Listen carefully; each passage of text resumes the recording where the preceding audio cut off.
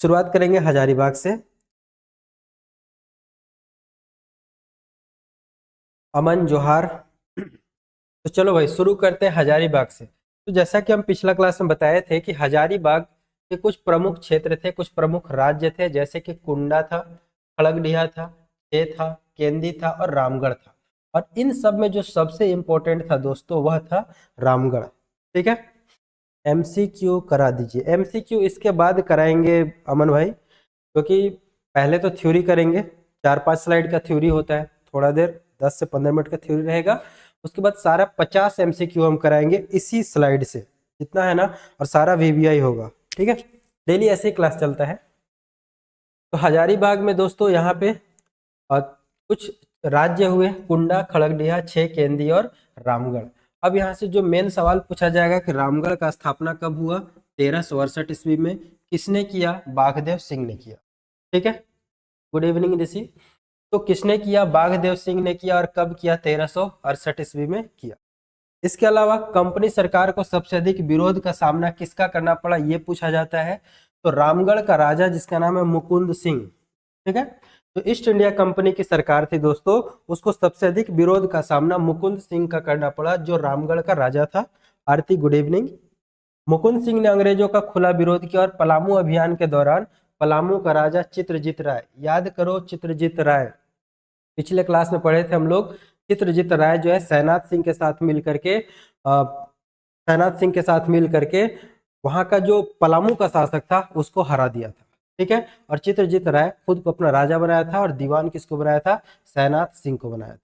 ठीक है, यहां तक हम लोग पिछले क्लास में देखे थे। तो जो पलामू का राजा चित्रजीत राय है उसने खुलकर मदद किया।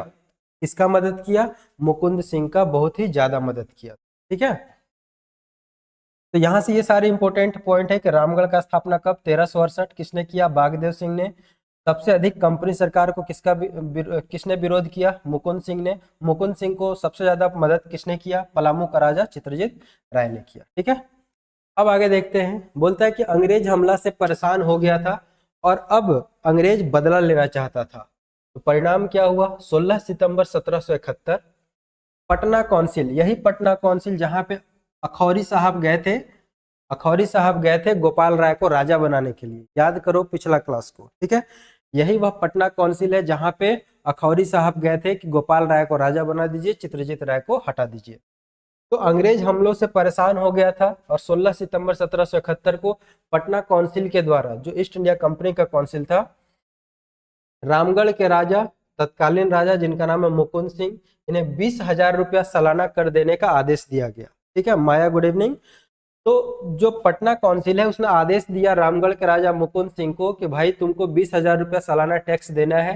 लेकिन उस समय रामगढ़ का राजा ने उसको देने से मना कर दिया कि हम इस टैक्स को नहीं देंगे। ठीक है, साथ साथ परेशानी और क्या था कि जो कैप्टन जैकब कैमक था यह भी परेशान था और उनसे मुकुंद सिंह का संबंधी तेज सिंह कैमक से मिला। देखो यहाँ पे हुआ क्या, अंग्रेज तो पूरे परेशान थे, लेकिन उस क्षेत्र को जो चलाने वाला व्यक्ति था कैप्टन जैकब कैमक, ये ज्यादा परेशान था क्योंकि वह वहां पे लीडरशिप के रूप में आगे बढ़ रहा था।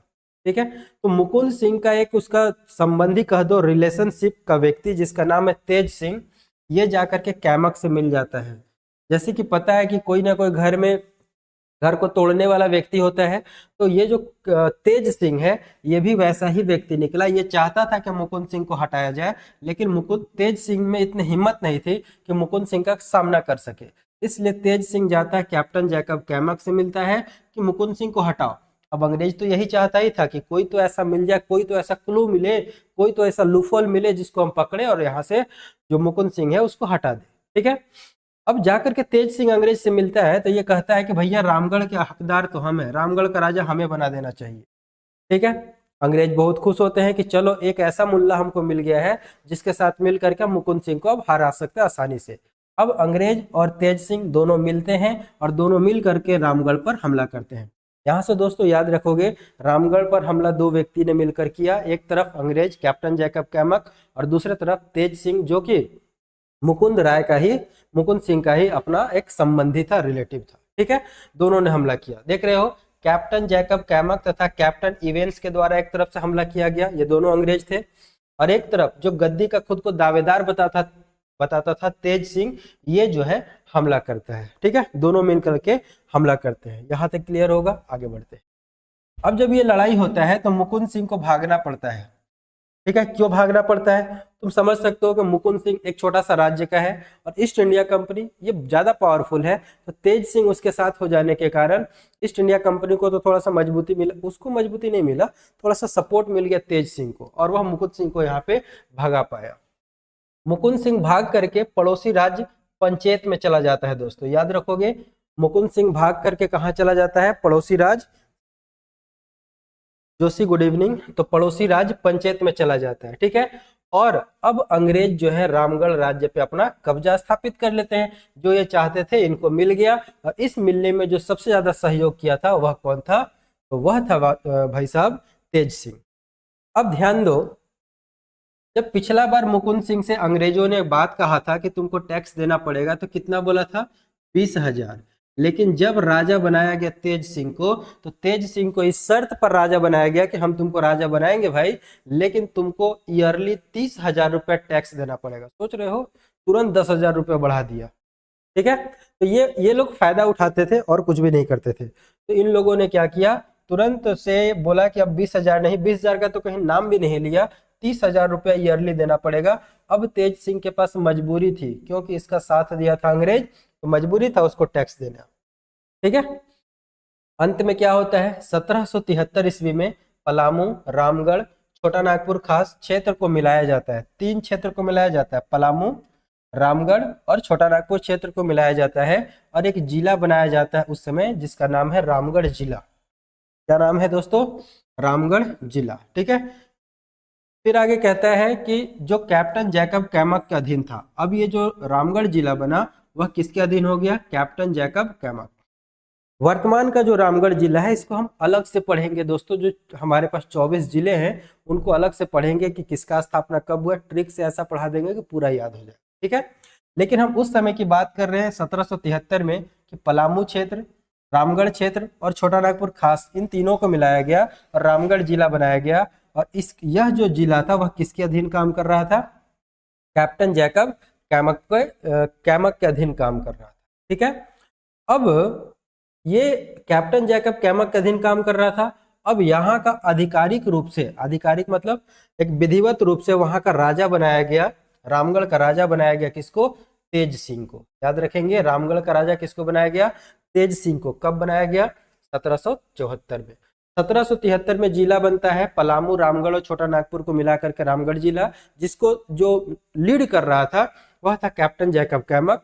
कैप्टन जैकब कैमक ने राजा बना दिया किसे? रामगढ़ का राजा ठाकुर तेज सिंह को। ठीक है, अब आगे चलते हैं हम लोग। अब बात करते हैं संथाल परगना की। तो बोलता है मुगल बादशाह शाह सुजा। याद रखेंगे, शाह सुजा जो है मुगल बादशाह है, ये इसकी राजधानी राजमहल क्षेत्र में था। मुगल बादशाह शाह सुजा की राजधानी कहाँ पे था? राजमहल क्षेत्र में था। ये सीधा सीधा सवाल पूछा जाता है कि मुगल बादशाह शाह सुजा की राजधानी कहाँ थी। ठीक है, ऑप्शन दे देगा, उसमें से एक राजमहल भी रहेगा, राजमहल हमारा राइट आंसर हो। वहां कंपनी का प्रतिनिधि था जिसका नाम है दोस्तों डॉक्टर गैब्रियल बाउटाउन। शाह सुजा की राजधानी कहाँ है? राजमहल। और यहाँ पे ईस्ट इंडिया कंपनी का एक प्रतिनिधि था जिसका नाम है डॉक्टर गैब्रियल बाउघटन। इसने शाह सुजा से मिलकर व्यापार संबंधी छूट प्राप्त किया, क्योंकि तुम लोग हिस्ट्री में पढ़े होगे भाई कि पहले अगर किसी प्रकार की छूट लेना हो तो जो तत्कालीन राजा होते थे, जो तत्कालीन बादशाह होते थे, उनसे जाकर के मिलना होता था। वे जब ऑर्डर देते थे तब जाकर के कोई छूट प्राप्त होता था। तो जो अंग्रेजों का वहां पे एक प्रतिनिधि था डॉक्टर गैब्रियल बाउघटन, ये मुगल बादशाह शाह सुजा से मिलता है और बोलता है कि हमें व्यापार में छूट चाहिए। ठीक है, छूट दे देता होगा, दे दिया वहां पे। अब 1676 में राजमहल के शाही टकसाल में कंपनी के सिक्के ढाले जाने लगे। ठीक है, जो राजमहल था, शाह सुजा का जो क्षेत्र था राजमहल का, वहां का जो शाही टकसाल था, शाही मतलब जो बादशाह का टकसाल था, वहां पे अब ईस्ट इंडिया कंपनी के सिक्कों को ढाला जाने लगा। और इस तरह से होता क्या है, 1773 में मीर कासिम के विरुद्ध मेजर एडम्स के विजय के फलस्वरूप राजमहल क्षेत्र पर कंपनी का एक अधिकार हो जाता है।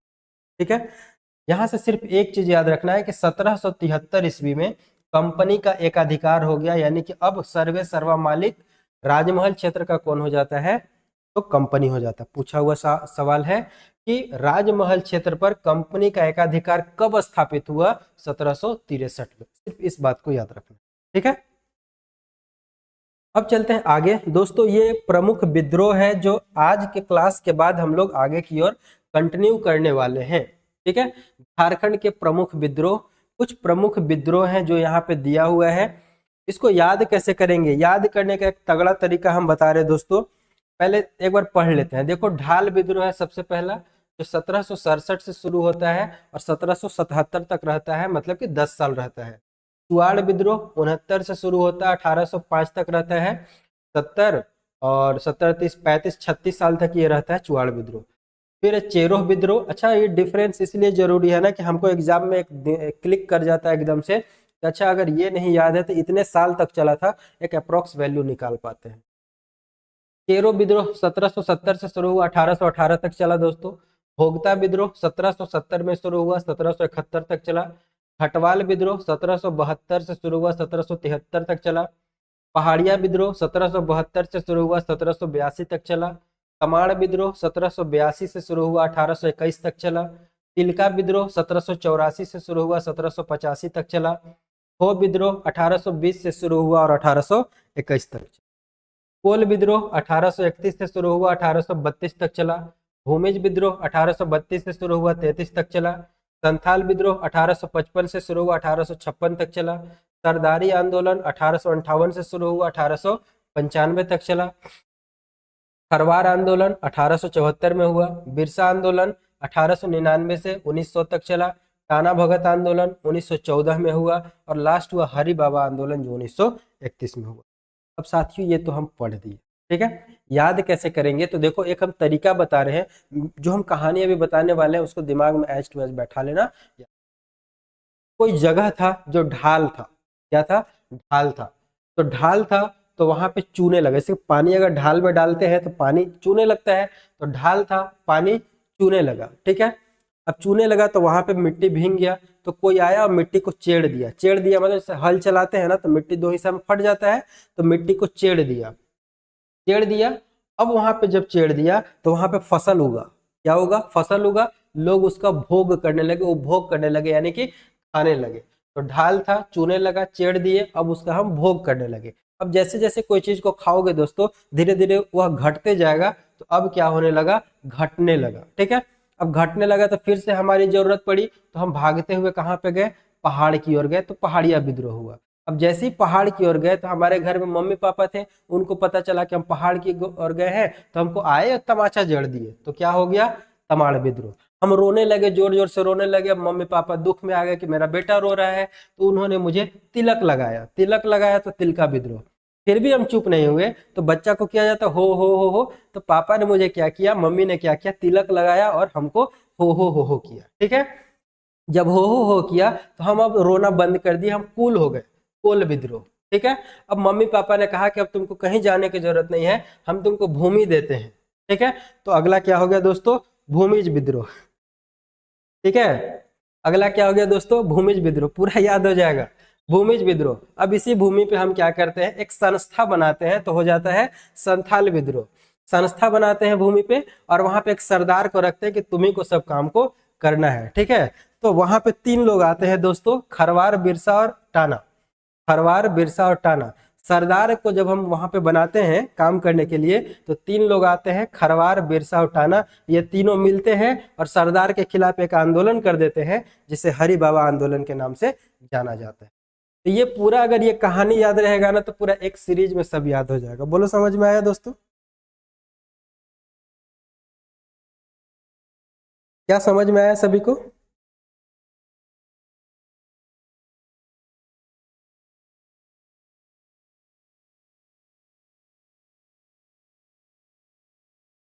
ठीक है, यस। तो इस सीरीज में याद करोगे तो याद हो जाएगा, कहीं कोई दिक्कत नहीं होगा, और नहीं तो ऐसे इधर उधर हो जाएगा, ठीक है। कहानी सुनाते रहेंगे, याद हो जाएगा। ऐसा बहुत सारा ट्रिक और कहानी भी देने वाले हैं इसके अंदर, बस खाली देखते रहिए, ठीक है, बस शेयर करते रहिए।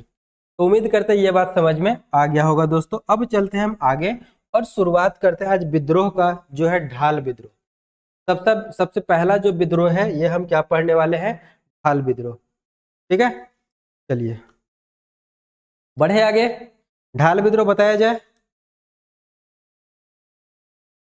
ढाल विद्रोह बताया जाए, इजाजत है आप लोगों का?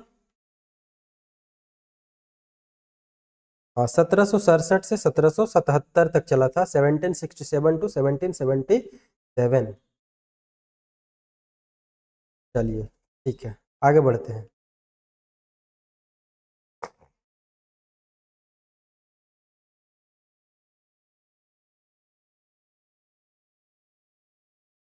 ठीक है दोस्तों, आगे बढ़ते हैं। ठीक है, हाँ, तो शुरुआत करते हैं हम 1767 से 1777 तक चलने वाला जो सबसे पहला विद्रोह हमें पढ़ना है, दैट इज ढाल विद्रोह। ठीक है, ढाल विद्रोह में जो जो इंपॉर्टेंट पॉइंट है दोस्तों हम सब बताने वाले हैं, और इससे अलग एग्जाम में नहीं पूछते। ठीक है, तो पहला चीज कि झारखंड में अंग्रेजों का सर्वप्रथम प्रवेश किस क्षेत्र से हुआ, याद रखेंगे सिंहभूम, पहले से भी पढ़ते आ रहे हैं, आज फिर बता रहे हैं। ठीक है, झारखंड में अंग्रेजों का सर्वप्रथम प्रवेश किस क्षेत्र से हुआ है दोस्तों, सिंहभूम क्षेत्र से हुआ है।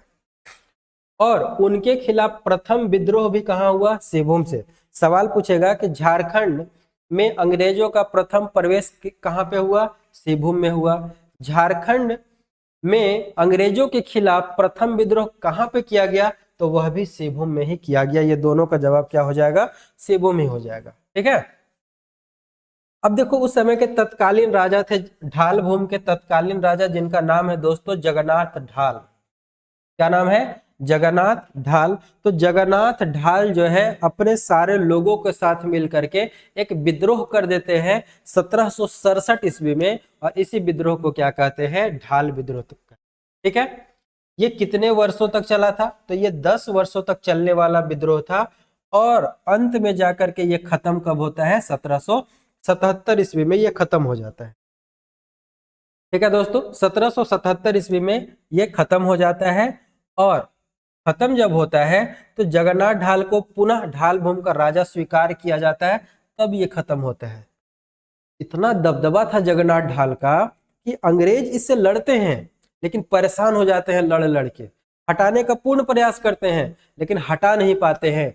अंत में जब इन्हीं को राजा मान लिया जाता है कि ठीक है भैया शासन तुम ही करो, तब जाकर के ये विद्रोह 1777 ईस्वी में दोस्तों खत्म होता है। ठीक है, इस तरह सामंती नेतृत्व में हुए जनजातीय किसानों के इस विद्रोह को आंशिक सफलता प्राप्त की। यानी कि हम यहाँ पे देखते हैं कि इस नेतृत्व में हम यहाँ पे नीमू ढाल को छोड़ दे रहे हैं अमन भाई, क्योंकि हम यहाँ पे अपना टारगेट रख रहे हैं। ठीक है, उसके बाद राजा नीमू ढाल को ही बनाया जाता है, ये बात आपका एकदम सही है। ठीक है, लेकिन हम उनको स्किप कर दिए हैं, हम उस बात को यहाँ पे ले रहे हैं जहां पे ज्यादातर सवाल बनने की संभावना है, क्योंकि हमारा एग्जाम एकदम सिर पे है। ठीक है, तो जनजातीय किसानों के इस विद्रोह में आंशिक सफलता प्राप्त हो जाती है, और प्राप्त होने का कारण क्या है, क्योंकि राजा का अपने जनता पर पकड़ है, और जनता का अपने राजा पर भरोसा है, इस कारण। तो इतना बात याद रखेंगे कि अंग्रेजों का सर्वप्रथम प्रवेश सिंहभूम की ओर से, प्रथम विद्रोह अंग्रेजों के विरुद्ध सिंहभूम की ओर से। इसके अलावा ढाल भूम का जो कौन सा राजा था जिसे अपदस्थ किया गया, जिसे हटाया गया, तो जगन्नाथ ढाल। कब हटाया गया, 1767 में। इसे पुनः राजा कब बनाया गया, 1777 में। यह विद्रोह कितने वर्षों तक चला, 10 वर्षों तक चला। ठीक है, ये सारा इंपॉर्टेंट पॉइंट है जिसको याद रखना। अब आते हैं दोस्तों चुआड़ विद्रोह। देखो हम चुआड़ विद्रोह में ज्यादा लिखे तो नहीं है, लेकिन हम तुमको इतना शानदार डायग्राम दे दे रहे हैं कि सवाल पूछेगा तो यहीं से पूछेगा। ठीक है, तो इतना शानदार डायग्राम दे रहे हैं कि तुम किताब पढ़ोगे तो माथा में दर्द हो जाएगा, लेकिन हम इस डायग्राम के थ्रू तुमको समझाने का कोशिश कर रहे हैं। ठीक है, देखो चुआड़ विद्रोह शुरू कब होता है, 1769 से 1805। जैसा कि अभी हम कहानी बताए थे कि कोई जमीन ढाल था, वहां पे चूने लगा, उसके बाद चेड़ दिए, उसके बाद वहां पे कुछ उग गया, उसको भोग करने लगे, घट गया। तो एक एक करके एक सीक्वेंस में आ रहा है। सबसे पहले क्या था, ढाल था, ढाल हो गया। अब वहां पे क्या हो गया है, पानी चू रहा है, यानी कि चुआड़ विद्रोह 1769 से 1805। ठीक है, तो सवाल यहां से क्या क्या बनेगा, चुआड़ विद्रोह कब हुआ, तो 1769 से 1805 में। पहला सवाल, चुआड़ विद्रोह कब हुआ दोस्तों, 1769 से 1805 में। चुआड़ विद्रोह का प्रमुख नेता कौन था? रघुनाथ महतो। चुआड़ विद्रोह का प्रमुख नेता कौन था? रघुनाथ महतो। रघुनाथ महतो एक इंपोर्टेंट नारा दिया था। इस नारा का नाम क्या है? इसका नाम है अपना गांव अपना राज दूर भगाओ विदेशी राज।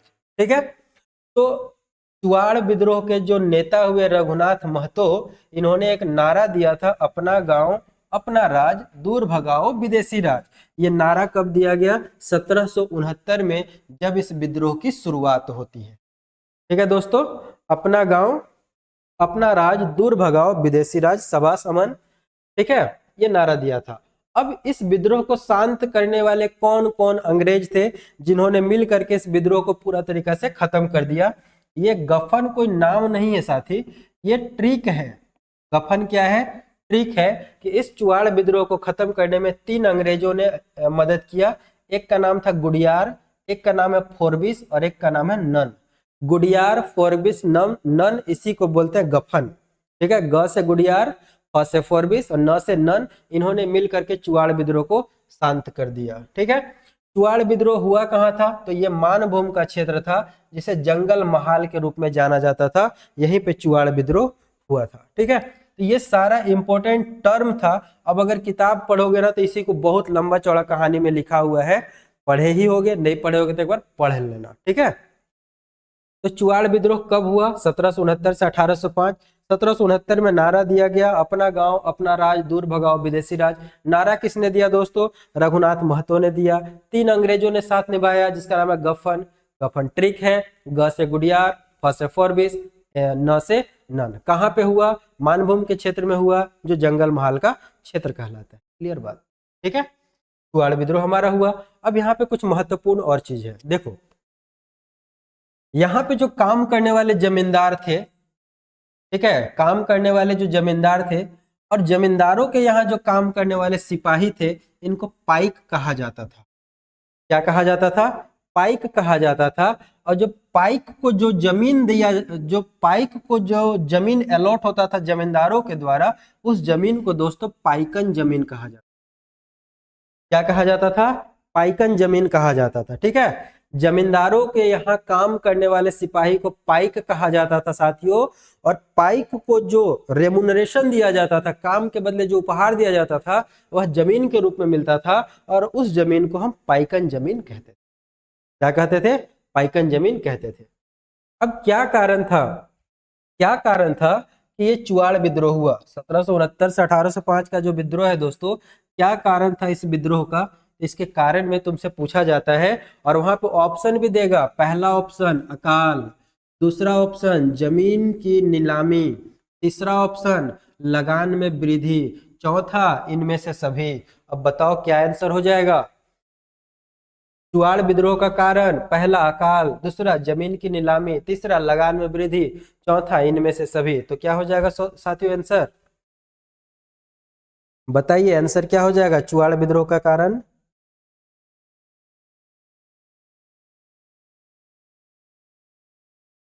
इंटरेक्शन के साथ पढ़ना हम लोगों को, बहुत बढ़िया अमन, संदीप।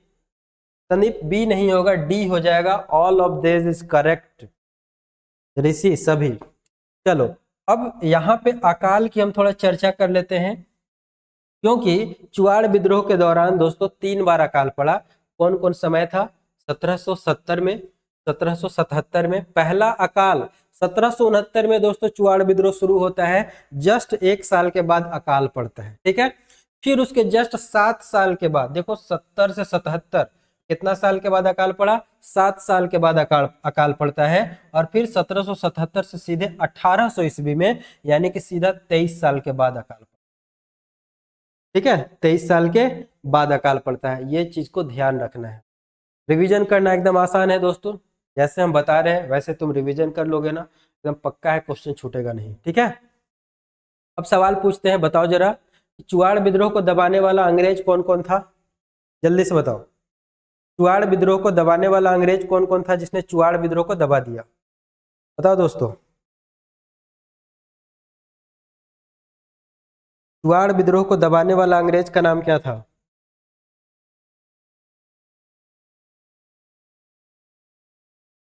याद कीजिए गफन, और गफन को लिख दीजिए ग से गुड़ियार, एफ से फॉरबिस, एन से नन, काम खत्म। ठीक है, गफन। वेरी गुड जोशी, गफन। गफन को फुल फॉर्म भी याद रख लेना है। ठीक है, हो सकता है कि लास्ट में याद ना आए, लेकिन हाँ गफन याद रहेगा तो उससे मिलता जुलता टर्म तो मार ही दोगे अगर इतना याद रहा तो। इतना याद हो गया कि जमींदारों के यहाँ काम करने वाले सिपाही को, जो सिपाही को पाइक कहते थे, और पाइक को मिलने वाली जमीन को क्या कहते थे, पाइकन जमीन कहते थे। विद्रोह का कारण क्या था, अकाल, जमीन की नीलामी, लगान में वृद्धि। अकाल कब हुआ, 1770, 1777 और 1800 ईस्वी में। अब चलते हैं आगे। भोक्ता विद्रोह एकदम छोटा सा है। क्या क्या याद करना भोक्ता में, कि कब हुआ, 1770 से 1771। पहला चीज कब हुआ, 1770 से 1771। जयनाथ सिंह भोक्ता, हाँ सही है, जयनाथ सिंह भोक्ता। यही जयनाथ सिंह था दोस्तों जिसके खिलाफ कौन गया था, चित्रजीत राय गया था। ठीक है, तो जयनाथ सिंह भोक्ता हम लोग पढ़ेंगे, और ये हम लोग पहले पढ़ भी चुके हैं इसके बारे में। तो भोक्ता विद्रोह 1770 से 1771। नेतृत्व किसने किया, सबसे पहली बात नेतृत्व करने वाला व्यक्ति है जयनाथ सिंह भोक्ता, जो कि एक भोक्ता सरदार था।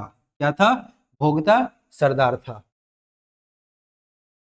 इसके अलावा इस विद्रोह को करने का काम किसने किया, भोक्ता और चेरो दोनों ने मिलकर के किया था। भोक्ता और चेरो दोनों ने मिलकर के किया था। लेकिन अंत में जयनाथ सिंह हार कर सरगुजा भाग जाता है, और पलामू में शासन किसका हो जाता है, गोपाल राय का शासन हो जाता है। ठीक है, भोक्ता विद्रोह को दमन कौन करता है, तो एक व्यक्ति है जिसका नाम है कैप्टन जैकब कैमक। कैप्टन जैकब कैमक के द्वारा जो है इस विद्रोह का दमन किया जाता है। तो ये था हम लोगों का आज का 3 वाले हैं, चेरो विद्रोह पढ़ेंगे। तो चेरो विद्रोह दोस्तों, इसकी शुरुआत 1770 से 1818 के बीच में चेरो विद्रोह जो है होता है। चेरो विद्रोह के बारे में एक छोटा सा यहाँ पे हम डायग्राम लगा कर रखे हुए हैं, सिर्फ इसको समझ लेंगे हमारा बात बन जाएगा। ठीक है, अब समझना क्या है कि देखो, साहेब राय का पुत्र होता है जिसका नाम है रंजीत राय, और रंजीत राय का भतीजा होता है जिसका नाम है दोस्तों जयकृष्ण राय।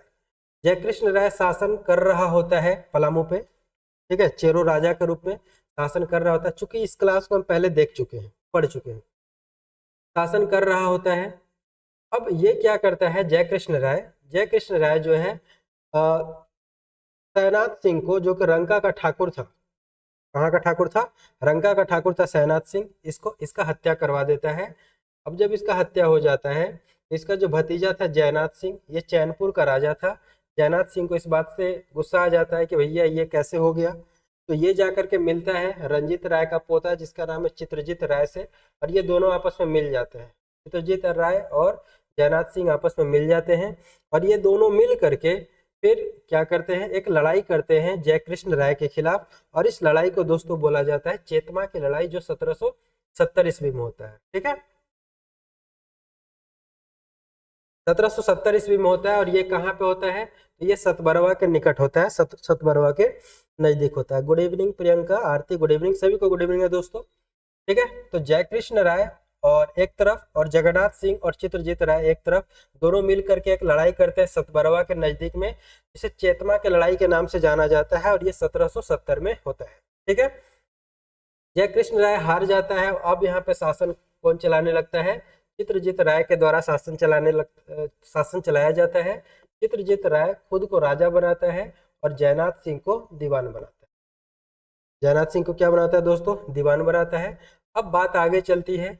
अब जब जयकृष्ण राय को यहाँ से हटा दिया जाता है, हत्या कर दिया जाता है, तो ये बात जयनाथ सिंह का एक बहुत ही नजदीकी व्यक्ति था जिसका नाम है उदवंत राय अखौरी। क्या नाम है दोस्तों, उदवंत राय अखौरी को ये बात उसको भाता नहीं है कि जयकृष्ण राय के जगह पर कोई दूसरा और शासन करे।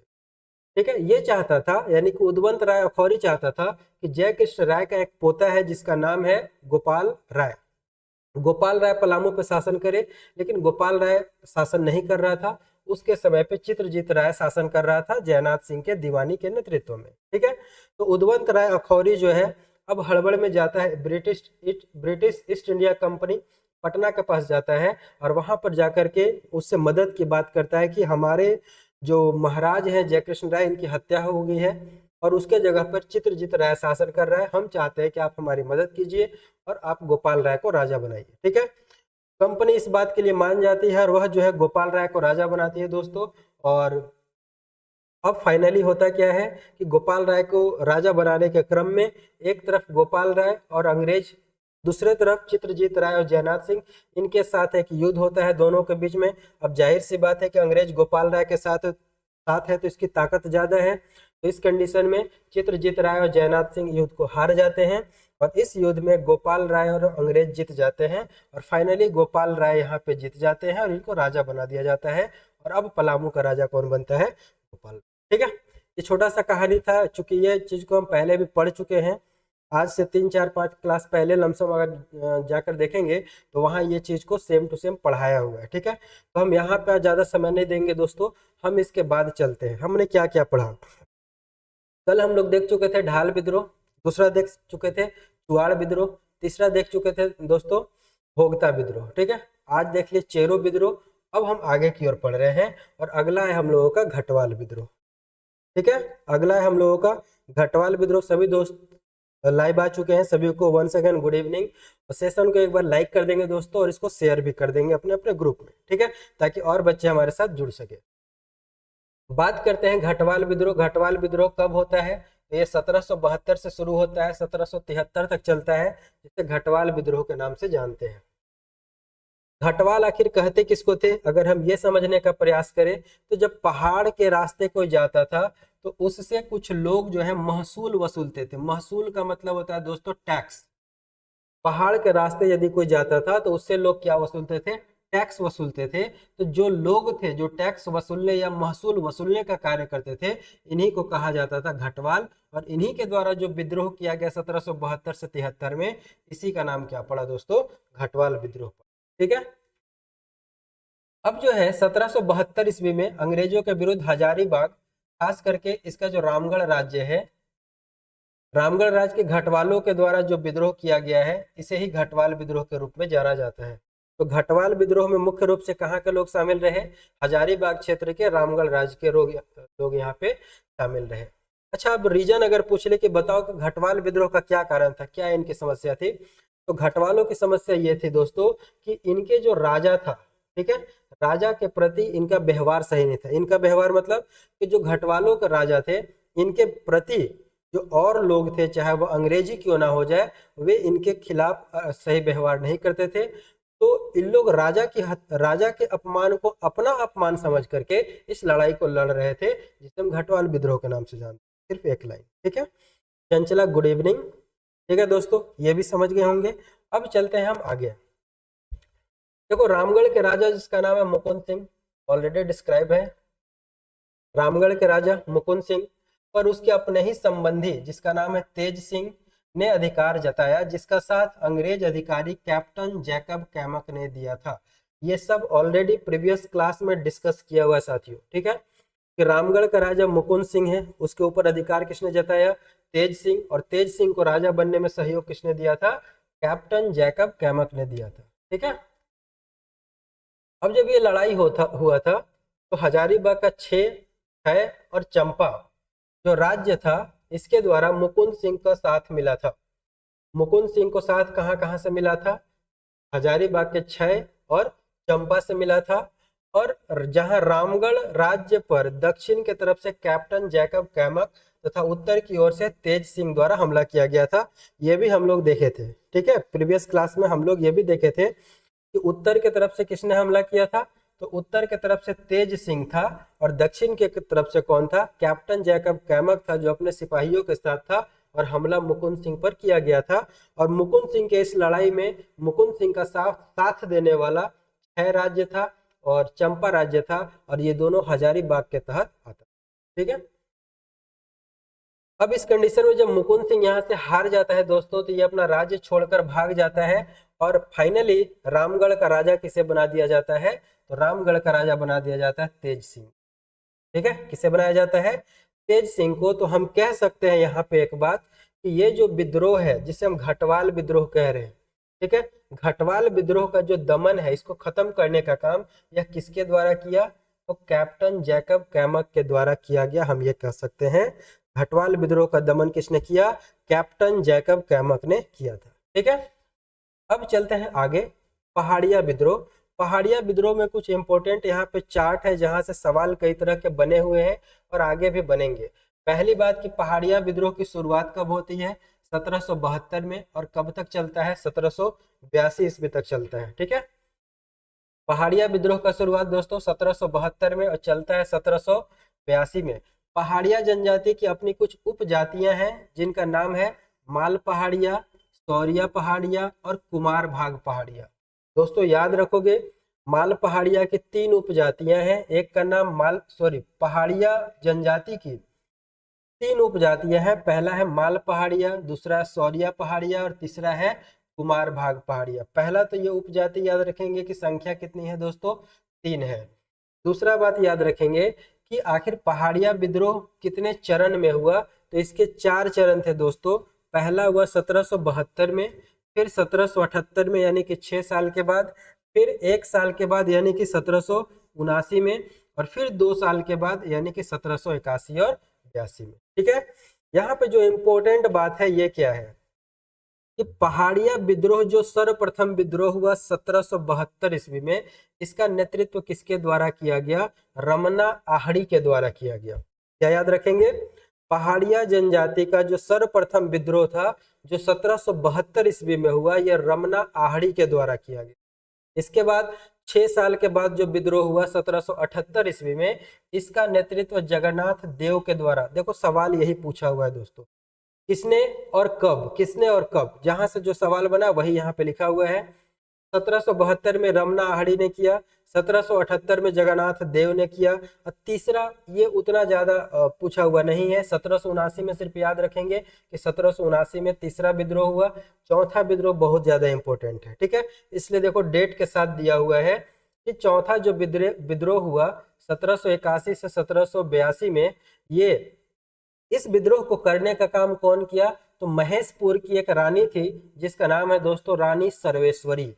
ठीक है, महेशपुर की रानी थी जिसका नाम है रानी सर्वेश्वरी।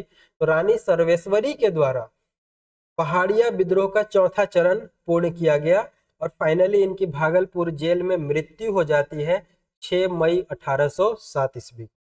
ठीक है, कब मृत्यु हो जाती है? 6 मई 1807 ईस्वी को रानी सर्वेश्वरी की मृत्यु हो जाती है भागलपुर जेल में। ठीक है, और ये कहाँ की महारानी थी? तो महेशपुर की रानी थी। इतना बात को ध्यान रखना है। हम चलते हैं आगे। अब बोल रहा है कि ये जो विद्रोह हुआ, ये जो हम लोगों का विद्रोह हुआ पहाड़िया विद्रोह, यह विद्रोह किसके विरोध में किया गया था? पहाड़िया विद्रोह जो है दामीन एक कोह के विरोध में किया गया था। किसके विरोध में किया गया था दोस्तों? दामीन एक कोह के विरोध में किया गया था। आखिर हुआ क्या था? तो 1824 ईस्वी में अंग्रेजों के द्वारा जो पहाड़िया जनजाति की भूमि थी, पहाड़िया जनजाति की जो अपनी भूमि थी, इस भूमि को इन्होंने दामीन एक कोह में बदल दिया था। और दामीन एक कोह का नाम दिया था और साथ साथ बोला था कि अब ये जमीन तुम्हारी नहीं रही बल्कि ये सरकारी संपत्ति हो गई। तो बताओ कि अगर तुम्हारी संपत्ति को सरकार जब्त कर ले, तुम्हारी प्राइवेट प्रॉपर्टी है, सरकार जब्त कर ले, नाम भी बदल दे और बोल दे कि अब से तुम्हारा नहीं रहा, तो जाहिर सी बात है कि तुम भी सरकार के खिलाफ लड़ोगे दोस्तों। ठीक है, तो 1824 में अंग्रेजों के द्वारा पहाड़िया जनजाति की भूमि को क्या चीज में बदल दिया गया था दोस्तों? तो दामीन एक कोह में बदल दिया गया था। ठीक है, दामीन एक कोह में बदल दिया गया था और उसके बाद उसको सरकारी भूमि घोषित कर दिया गया था। अब जो महेशपुर की रानी थी, रानी सर्वेश्वरी, कहाँ की रानी थी? महेशपुर की रानी थी रानी सर्वेश्वरी। महेशपुर की रानी थी रानी सर्वेश्वरी। इनकी संपत्ति को जब्त कर लिया गया था। सवाल पूछेगा कि किस जिलाधीश के आदेश पर महेशपुर की रानी सर्वेश्वरी देवी की संपत्ति को जब्त कर लिया गया? तो जवाब क्या रहेगा? भागलपुर के जिलाधीश क्लीवलैंड। भागलपुर के जिलाधीश क्लीवलैंड। यही क्लीवलैंड की हत्या किसके द्वारा की जाएगी? तिलका मांझी के द्वारा दोस्तों आगे की जाएगी। ठीक है, तो याद रहेगा भागलपुर के जिलाधीश जिनका नाम है क्लीवलैंड, इनके आदेश पर रानी सर्वेश्वरी की संपत्ति को जब्त कर लिया जाता है। अगला हम जो पढ़ने वाले हैं तमाड़ विद्रोह। सिर्फ वही चीज देख रहे हैं जो हमारे एग्जाम में आने की पूर्ण संभावना है। हम इधर उधर की चीजों को नहीं देख रहे हैं क्योंकि एग्जाम हमारे सिर पे है। ठीक है, चलिए एग्जाम खत्म होने के साथ बात जो है इसको हम फाउंडेशन तरीका से फिर से पढ़ेंगे झारखंड को थोड़ा थोड़ा करके। अब पढ़ते हैं दोस्तों तमाड़ विद्रोह। सबसे पहले तमाड़ विद्रोह का शुरुआत कब होता है? 1782 में, और कब तक चलता है? 1821 तक चलता है। तमाड़ विद्रोह का शुरुआत किसके द्वारा किया गया? मुंडाओं के द्वारा तमाड़ विद्रोह का शुरुआत किया गया। ठीक है, क्या कारण था कि तमाड़ विद्रोह का शुरुआत किया गया? अगर ये पूछे तो नागवंशी शासकों के साथ शोषण किया जा रहा था और इस शोषण के खिलाफ जो आवाज उठाया था उसको ही हम तमाड़ विद्रोह के नाम से जानते हैं। ठीक है, एक बात और याद रखेंगे कि 1782 से शुरू हुआ था दोस्तों। अगर 1782 में 18 साल जोड़ दो तो 1900 आ जाता है, और ज्यादा और 21 आगे, यानी कि टोटल 19 और 21 तो कितना हो गया? 9 1 10, 2 1 3 और 1 4। टोटल जो तमाड़ विद्रोह था दोस्तों ये 40 सालों तक चला था। यही कारण है कि अंग्रेजों के विरुद्ध चला सबसे लंबा, बृहत्तम तथा खूनी आदिवासी विद्रोह के रूप में इसको जाना जाता है। पूछेगा कि सबसे लंबा विद्रोह कौन सा था? तमाड़ विद्रोह था। कितने वर्ष तक चला? 40 वर्षों तक चला। शुरुआत कब हुआ? 1782 में। खत्म कब हुआ? 1821 में। खूनी आदिवासी विद्रोह को किस विद्रोह को खूनी आदिवासी विद्रोह के नाम से जाना जाता है? तो तमाड़ विद्रोह को खूनी आदिवासी विद्रोह के नाम से जाना जाता है। अब इस तमाड़ विद्रोह के दोस्तों 6 चरण है, यानी कि ये विद्रोह एक ही बार में नहीं हुआ है बल्कि 6 अलग अलग टाइम पीरियड में हुआ है। जो शुरुआत हुआ है इस खूनी विद्रोह का, यह 1782 से 1783 में पहला विद्रोह हुआ है।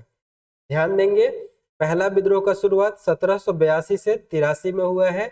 दूसरा विद्रोह 1789 में हुआ है। तीसरा विद्रोह 1794 से 98 में हुआ है। चौथा विद्रोह 1807 से 1808 में हुआ है।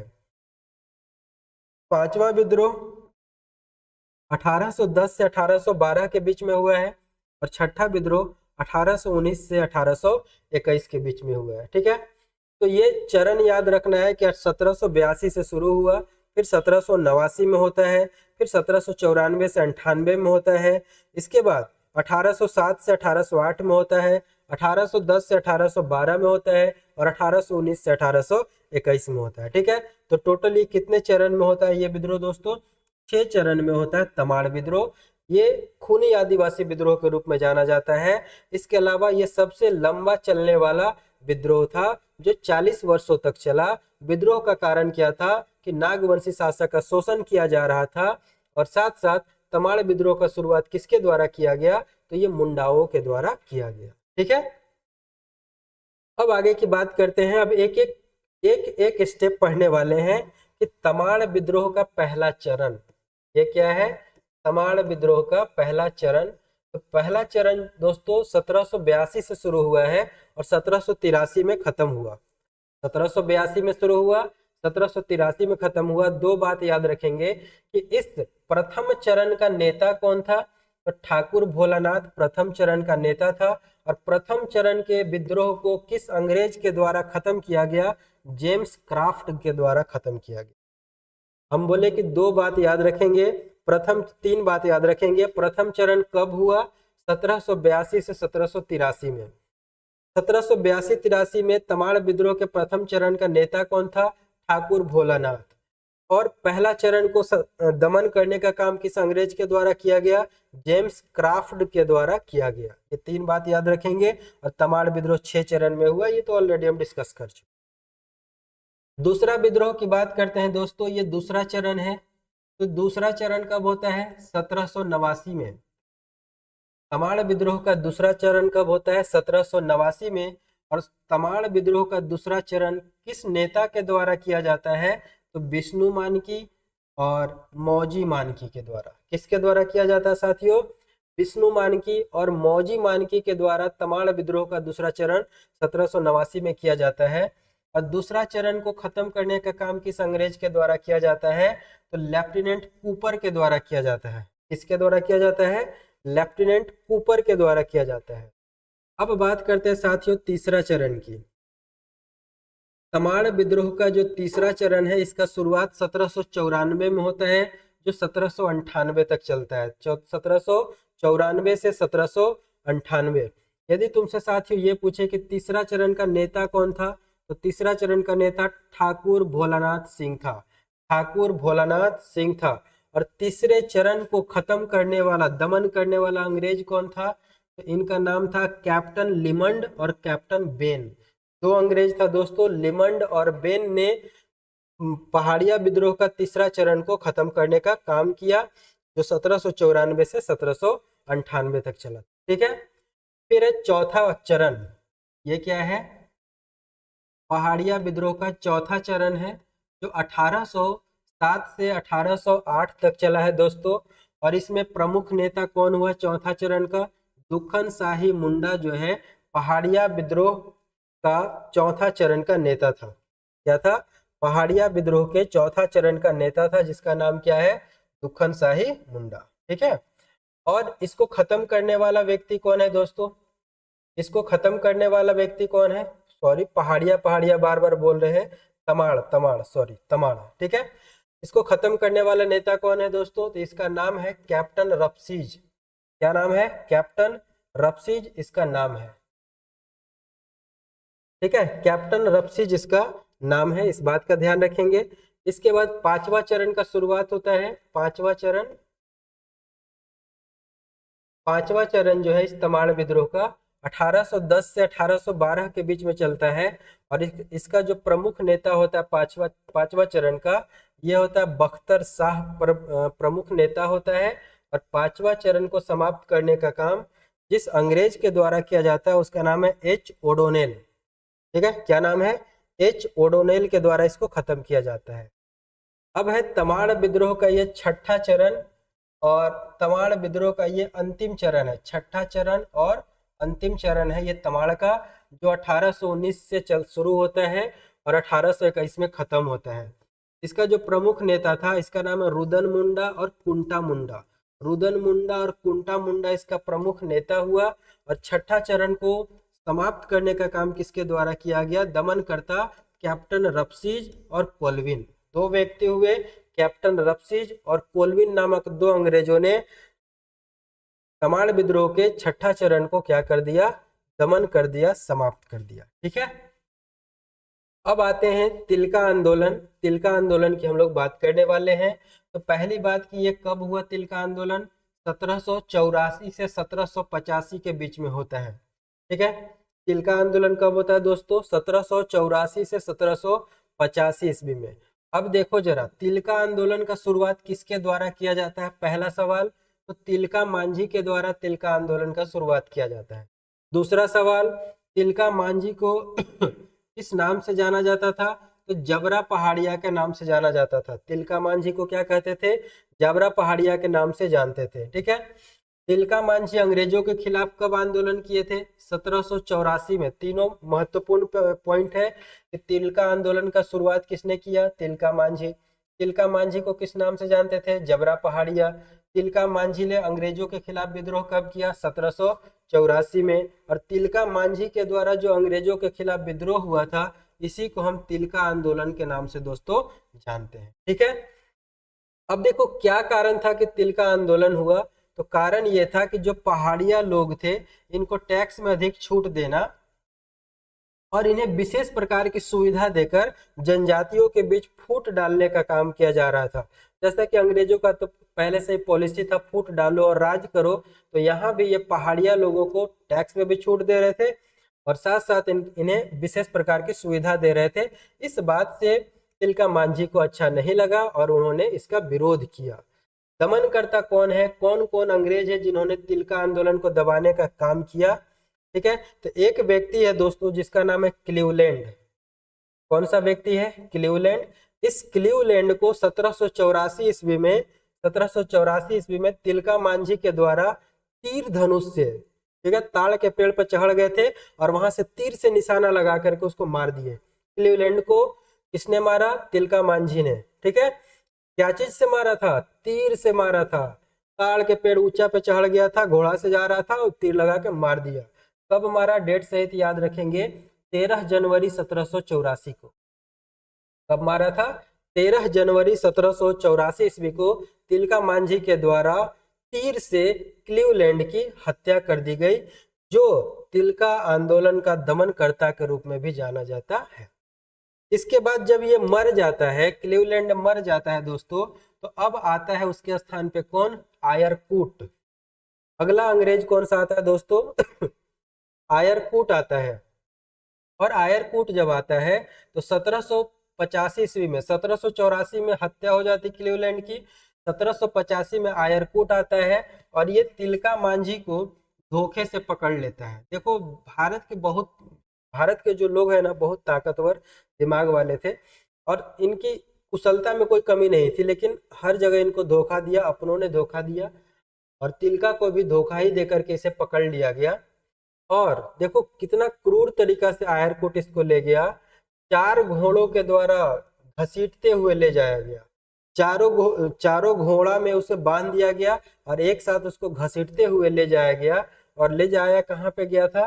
भागलपुर ले जाया गया था, ठीक है। और भागलपुर ला करके वहां बरगद का पेड़ था, बरगद के पेड़ पर लटका करके फांसी दे दिया गया और इस तरीका से हमारा एक वीर शहीद हो गया, ठीक है। आज जो वह स्थान है जहां पे तिलका मांझी को आयरकूट के द्वारा फांसी दिया गया था, उस स्थान को दोस्तों तिलका मांझी चौक के नाम से जाना जाता है। क्या कहते हैं? तिलका मांझी चौक के नाम से जाना जाता है।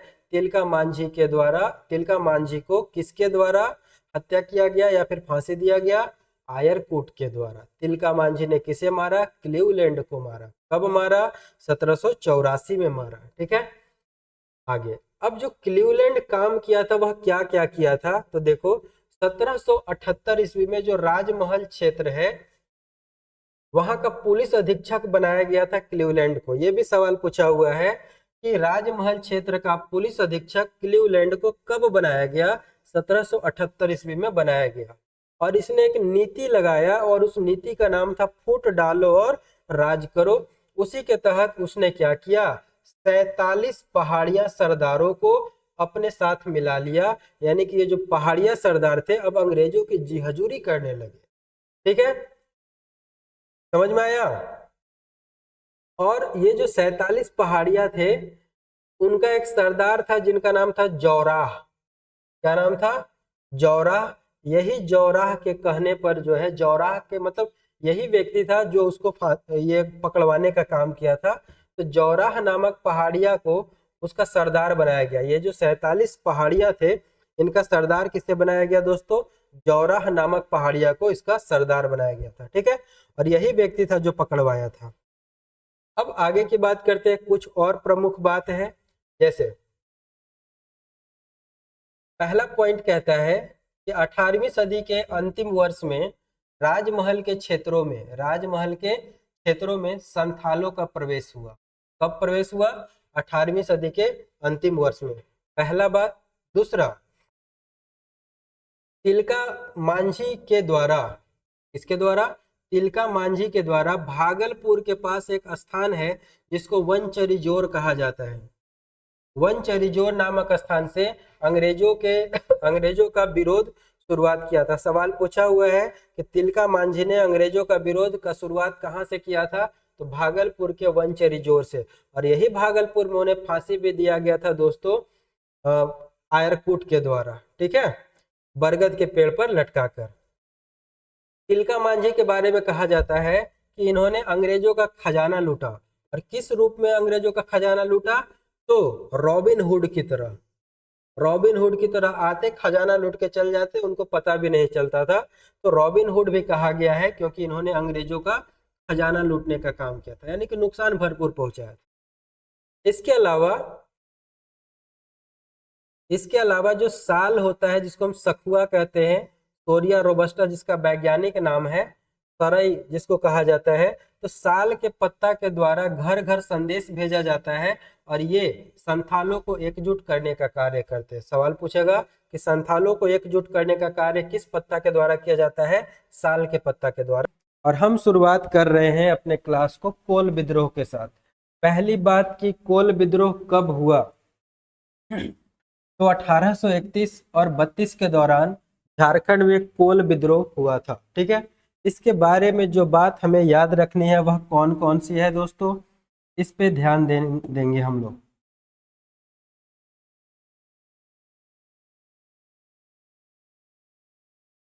चलो दोस्तों, तो देखो, झारखंड का पहला सुसंगठित और जन व्यापक विद्रोह कहा जाता है कोल विद्रोह को। पहला लाइन कि कोल विद्रोह एक ऐसा विद्रोह है जिसे पहला सुसंगठित और जन व्यापक विद्रोह के रूप में जाना जाता है, और यह विद्रोह अपने मालिकों के द्वारा शोषित दिकुओं के द्वारा, दिकु का मतलब बाहरी लोग, उत्पीड़ित एवं न्याय के पारंपरिक तरीकों से वंचित होने के कारण इस विद्रोह को किया गया था।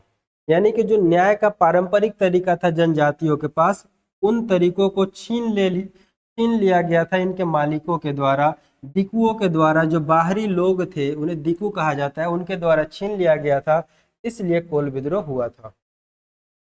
कोल विद्रोह कहाँ पे हुआ था, तो याद रखेंगे यह छोटा नागपुर खास और पलामू, सेबुम और मानभूम के क्षेत्रों में हुआ था।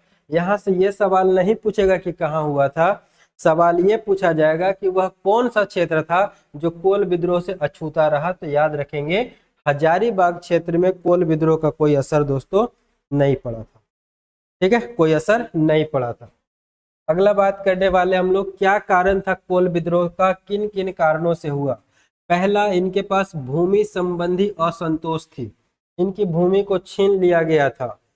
फिर है, जमींदार और जागीरदार मिलकर के इनका शोषण कर रहे थे। तीसरा है, ठेकेदार, साहूकार और व्यापारी, ये सारे लोग इनका शोषण कर रहे थे। चौथा, इसमें अंग्रेज भी आ गए थे, इनके शोषण को इनका शोषण करने के लिए अंग्रेज भी इसमें आ गए थे।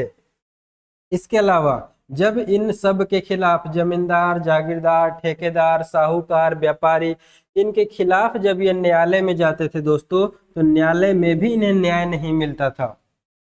ठीक है, इसके अलावा जो गैर आदिवासी लोग थे, जो आदिवासी नहीं थे, वे जो है आदिवासियों की जमीन को छीन लेते थे। तो ये सारा मुख्य कारण था साथियों जो कोल विद्रोह का कारण बना था। अब देखते हैं कुछ महत्वपूर्ण बिंदु। तो देखो, बाहरी आदमी के द्वारा जो बोले भाले आदिवासी थे इनका शोषण किया गया। यही कारण है कि आदिवासी ने इन्हें दिकु कहा। दिकु का मतलब होता है, देहात में कहा जाता है दोस्तों दिक दिकाना। दिक दिकाना मतलब परेशान नहीं करना।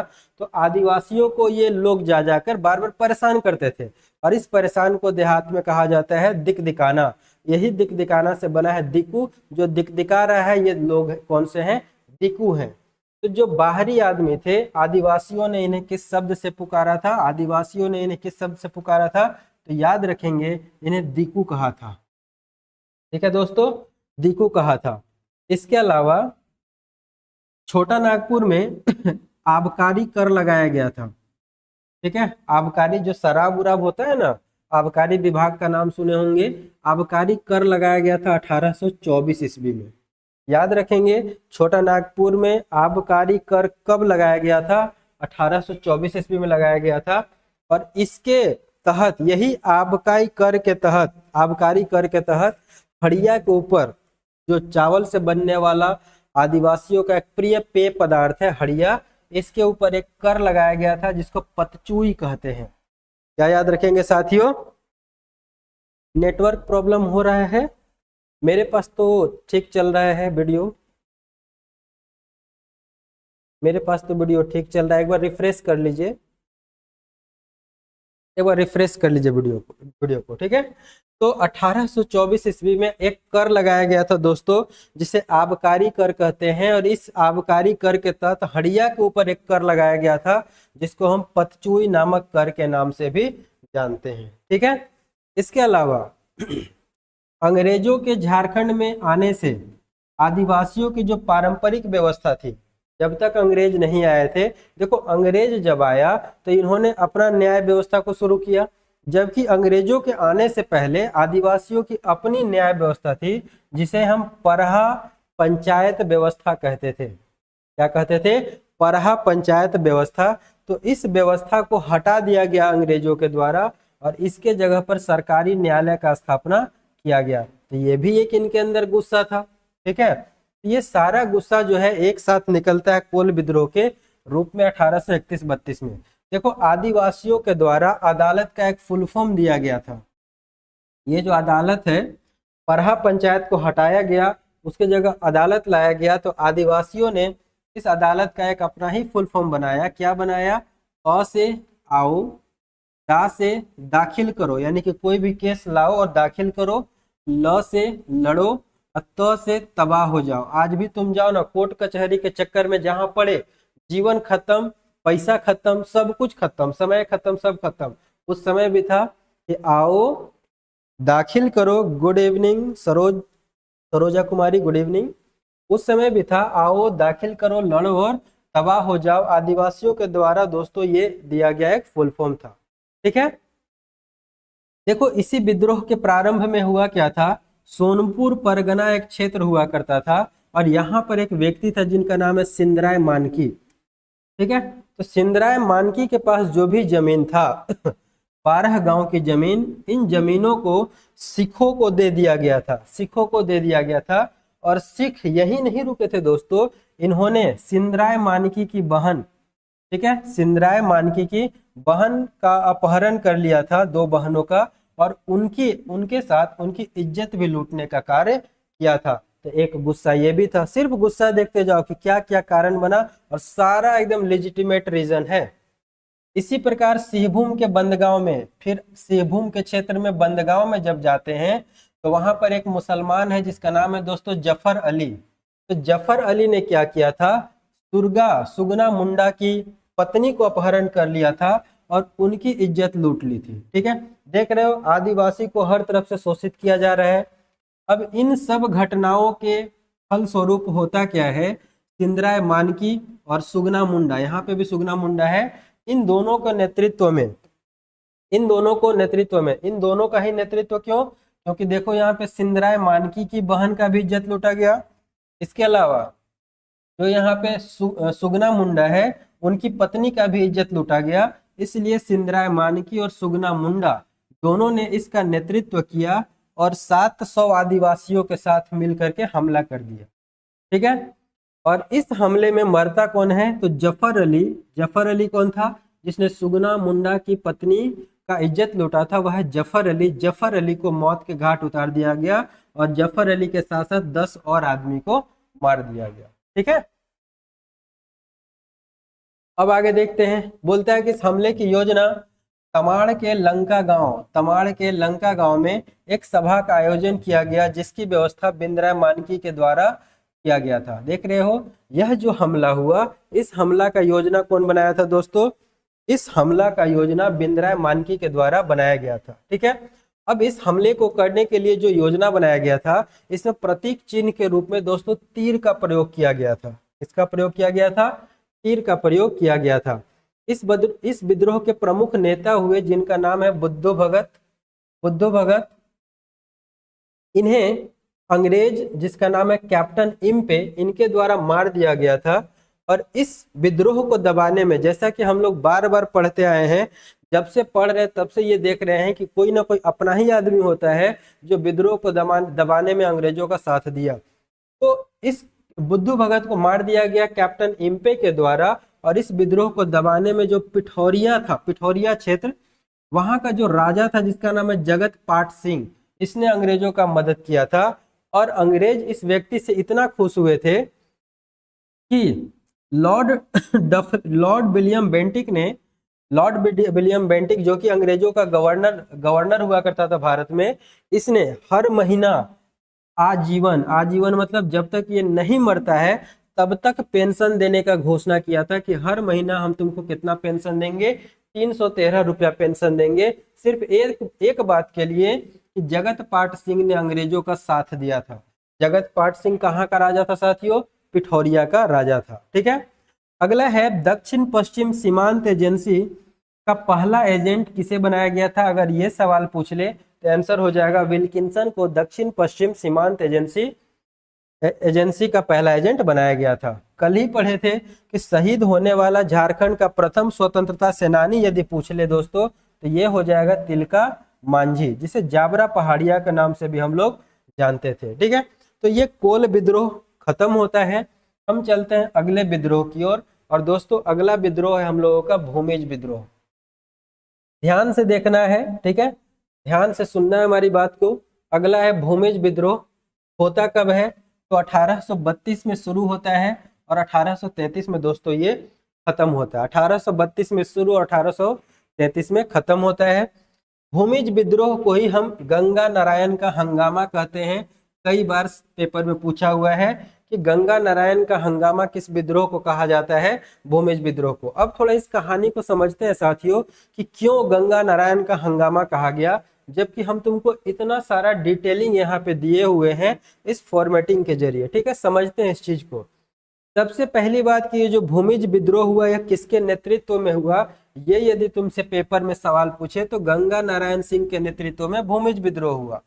दूसरा महत्वपूर्ण सवाल ये पूछे कि भूमिज विद्रोह का दमन किसने किया था, तो एक डेंट नामक अंग्रेज था और एक कैप्टन विल्किंसन नामक अंग्रेज था दोस्तों, जिसने भूमिज विद्रोह का दमन किया था। तीसरा इंपॉर्टेंट पॉइंट कि भूमिज विद्रोह का दो प्रमुख स्थान कौन कौन सा है, तो एक बीरभूम का क्षेत्र है और एक सिंहभूम का क्षेत्र है, जहां पे भूमिज विद्रोह को किया गया।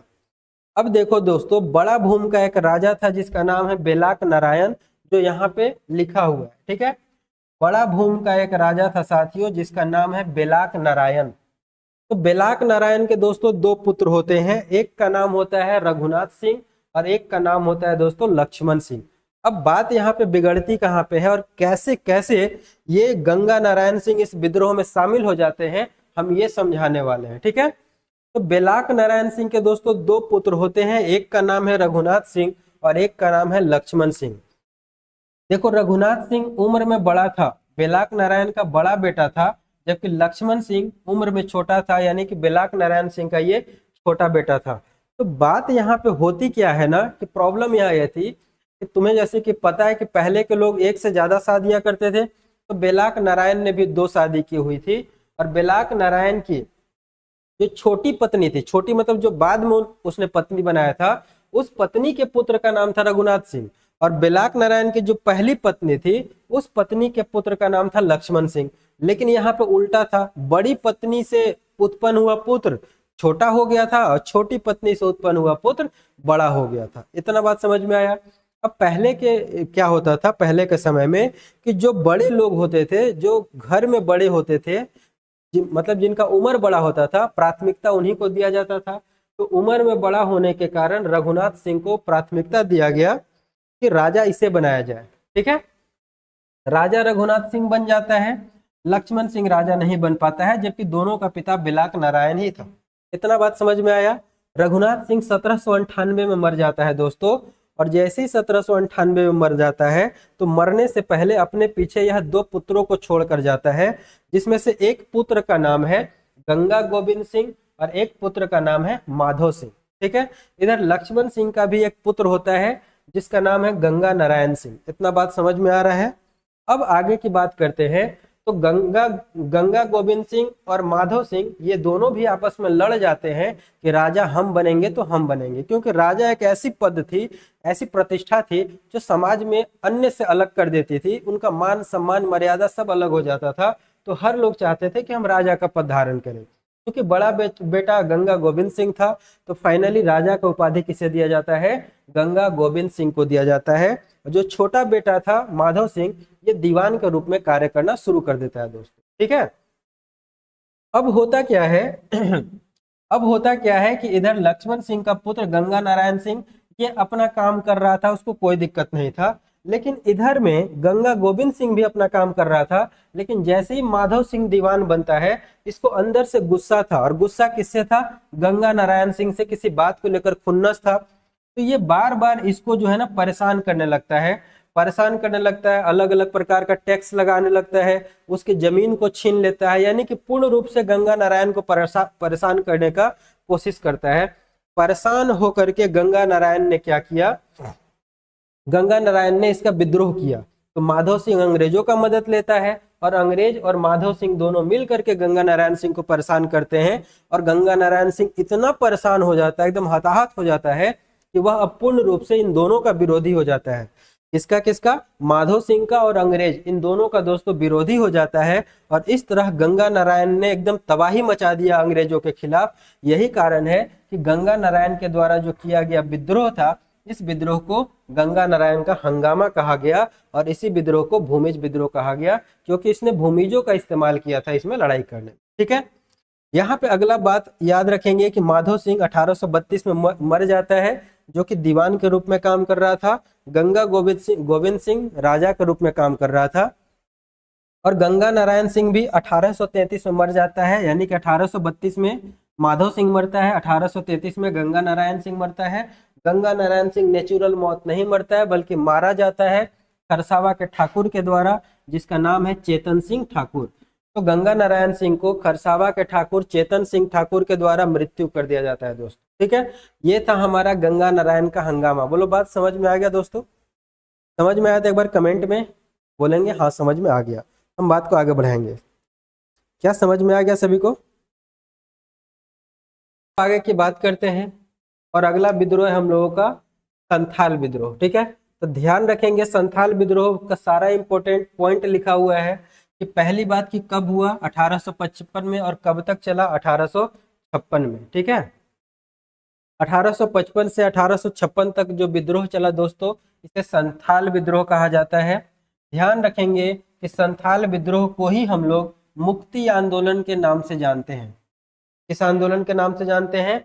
मुक्ति आंदोलन के नाम से जानते हैं। संथाल विद्रोह के प्रमुख नेता हुए सिद्धू कान्हू चांद भैरव। यहाँ पे ध्यान देने वाली बात यह है दोस्तों, सिद्धू को राजा बनाया गया था, कान्हू को मंत्री बनाया गया था, चांद को प्रशासक बनाया गया था और भैरव को सेनापति बनाया गया था।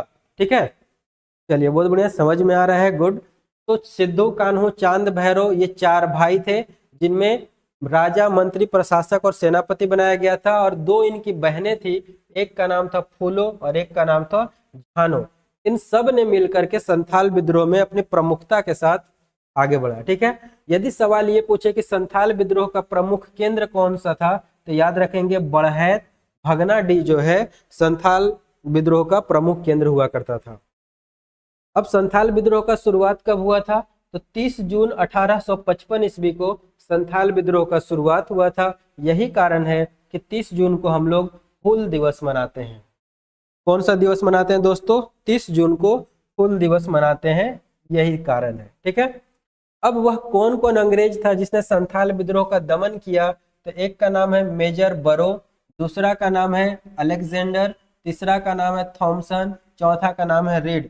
इन चारों ने मिलकर संथाल विद्रोह को दमन करने का कार्य किया, लेकिन मुख्य रूप से जो प्रमुख भूमिका निभाया था वह था दोस्तों अलेक्जेंडर। ठीक है, प्रमुख भूमिका किसने निभाया था? अलेक्जेंडर ने प्रमुख भूमिका निभाया था। तो इसे विशेष करके याद रखना है हमें। इसके अलावा इस आंदोलन में, संथाल आंदोलन में ही जो है दो पुलिस वालों की भी हत्या हुई थी, जिनका नाम महेश लाल था और प्रताप नारायण था, जिनकी हत्या की गई थी। ठीक है, संथाल विद्रोह को कार्ल मार्क्स के द्वारा भारत का प्रथम जन क्रांति कहा गया। ठीक है, और साथ साथ खूनी विद्रोह का भी संज्ञा दिया गया। और ये संज्ञा देने का काम किसने किया? ये संज्ञा कार्ल मार्क्स के द्वारा दिया गया कि भारत का प्रथम जन क्रांति भी है और साथ साथ ये खूनी विद्रोह भी है। अभी जो हम देखें हूल दिवस, हूल जो कि 30 जून को मनाया जाता है, क्योंकि विद्रोह का शुरुआत 30 जून 1855 को हुआ था। तो हूल का अर्थ होता है क्रांतिकारी विद्रोह। ठीक है, क्रांतिकारी का मतलब हूल, या हूल का मतलब क्रांतिकारी कह सकते हैं। अब आगे की बात करते हैं दोस्तों, तो इसे सिद्धू कान्हू का भी विद्रोह कहते हैं, क्योंकि सिद्धू और कान्हू ने प्रमुख रूप से इसमें भूमिका निभाया था। क्योंकि आप देख सकते हैं कि सिद्धू राजा थे और कान्हू मंत्री थे, चांद भैरव इनके प्रशासक और सेनापति के रूप में साथ में कार्य कर रहे थे। तो सिद्धू राजा और कान्हू मंत्री के रूप में इन्होंने बहुत महत्वपूर्ण भूमिका निभाया था। यही कारण है कि संथाल विद्रोह को सिद्धू कान्हू का विद्रोह भी कहा जाता। अब क्या रीजन था कि सिद्धू कान्हू विद्रोह हुआ? तो ये चाहते थे अबुआ राज स्थापित करना, न्याय और धर्म का राज स्थापित करना। अबुआ राज्य मतलब अपने राज्य अपने हिसाब से चलाना, ना कि अंग्रेजों के हिसाब से चलाना इनका कार्य था। ठीक है, इसी समय 1856 ईस्वी में दोस्तों एक अंग्रेज था जिसका नाम है जॉर्ज यूल, जो भागलपुर का कमिश्नर था। ठीक है, क्या याद रखेंगे? भागलपुर का कमिश्नर जॉर्ज यूल 1856 ईस्वी में एक रूल लेकर के आता है अपने ही नाम पे, नाम था जॉर्ज यूल, तो यूल रूल नाम का एक नियम बना दिया, कानून बना दिया। और इस कानून के तहत क्या हुआ कि जो भी आदिवासियों की पारंपरिक ग्राम व्यवस्था थी, जिसके द्वारा ये अपने समाज में जो भी प्रॉब्लम होता था उसको ठीक करने का काम करते थे, इसको हटा दिया और इसको जगह पे क्या लाया गया, जो ग्राम प्रमुख था उसका काम किसको दे दिया गया? पुलिस को दे दिया गया। मतलब ग्राम का जो प्रमुख था उसको पुलिस का भी शक्ति प्रदान कर दिया गया, जिसके कारण ये एक इनके अंदर गुस्सा भी था कि ऐसा नहीं करना चाहिए था।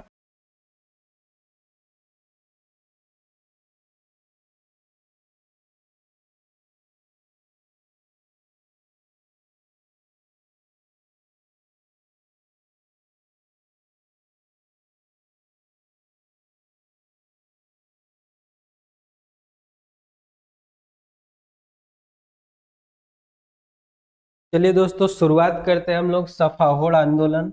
यहाँ पे याद रखेंगे हम लोग सफाहोड़ आंदोलन 1870 में हुआ था। ठीक है, सफाहोड़ आंदोलन कब हुआ था? 1870 में यह आंदोलन हुआ था। इसके अलावा सफाहोड़ का मतलब क्या होता है? यदि सवाल ये पूछे कि सफाहोड़ का अर्थ क्या होता है, तो इसका अर्थ होता है सिंह बोंगा के प्रति अपने आप को समर्पित कर देना। ठीक है, आदिवासी जनजातियों को जो जो देवता हैं उनका नाम क्या है? सिंह बोंगा। सिंह बोंगा के प्रति अपने आप को समर्पण करना ही सफाहोड़ कहलाता है। सफाहोड़ का नेतृत्व किसने किया, सवाल ये पूछे तो इसका नेतृत्व लाल हेम्ब्रम के द्वारा किया गया था। लाल हेम्ब्रम को ही दोस्तों लाल बाबा के नाम से जानते हैं, लाल बाबा के नाम से जानते हैं। ठीक है, लाल बाबा ने दो काम किया था। पहली बात कि इन्होंने देशोद्धारक दल का गठन किया था। इसका गठन किया था, देशोद्धारक दल का गठन किया था। और दूसरी बात कि राम राम नाम का मंत्र दिया था लाल बाबा ने। ठीक है, राम नाम का मंत्र दिया था लाल बाबा ने।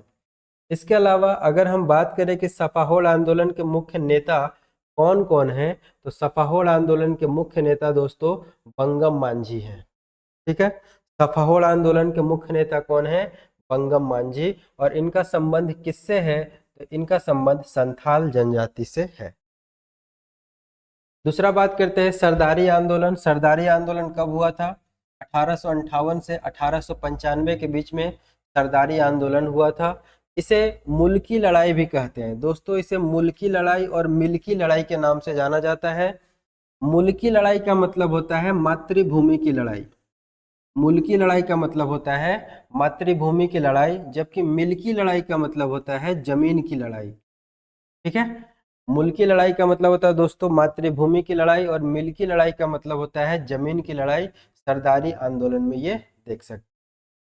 और सरदारी आंदोलन जो हुआ था इसमें जो जो जनजातियों ने साथ दिया वह कौन थी? एक उरांव जनजाति और एक मुंडा जनजाति ने साथ दिया था। क्या कारण था इस आंदोलन का? तो सरदारी आंदोलन का जो मुख्य कारण था, पहला था कि ये चाह रहे थे कि हमारी जो जमीन आप हड़प के ले गए हैं उस जमीन को आप वापस कीजिए। दूसरा, बलात् श्रम यानी कि जबरदस्ती आप मुझसे काम नहीं करा सकते हैं, जबकि वहां पर जबरदस्ती काम कराया जा रहा था। इसके अलावा गैर कानूनी ढंग से किराए में वृद्धि की गई थी, इनसे जबरदस्ती टैक्स लिया जा रहा था, कानून का नियम पालन नहीं किया जा रहा था। तो ये मुख्य कारण थे सरदारी आंदोलन के जो 1858 में हुए। अब जमीन के प्रकार की बात करते हैं, तो यहाँ पे कुछ जमीन के प्रकार है जहां से सवाल पूछे जाते हैं, ये VVI पॉइंट है। तो खूंटकट्टी जमीन, मुंडाओं की जो जमीन होती है दोस्तों, इस जमीन को खूंटकट्टी जमीन के नाम से जानते हैं।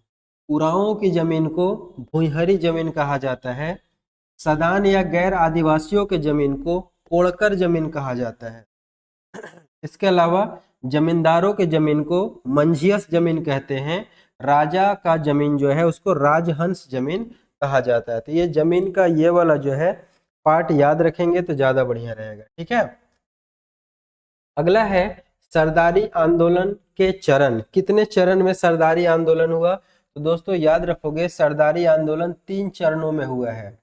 पहला 1858 से 1881 में, दूसरा 1881 से 1890 में, और तीसरा 1890 से 1895 में। अगर हम तीनों चरण को एक एक ये में लाइन में बोले तो 1858 से ये शुरू हुआ था और 1895 में जाकर के ये खत्म हुआ था। ठीक है, तो पहला चरण का संबंध जो है सरदारी आंदोलन के पहले चरण का संबंध किससे है, तो याद रखेंगे भूमि आंदोलन से है। सरदारी आंदोलन का दूसरा जो चरण है इसका संबंध किससे है, पारंपरिक मूल्यों को स्थापित करना। ठीक है, पारंपरिक यानी कि जो आदिवासियों की जो पीढ़ी दर पीढ़ी जो मूल्य चलते आ रहे हैं, जिस तरह की चीजें चलती आ रही है, उन चीजों को स्थापित करना।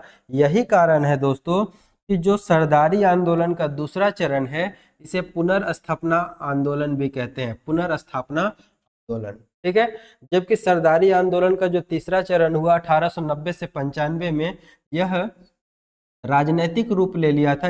इस आंदोलन में राजनीति ज्यादा होने लगा था। अब तुमसे सवाल ये पूछेगा दोस्तों कि सरदारी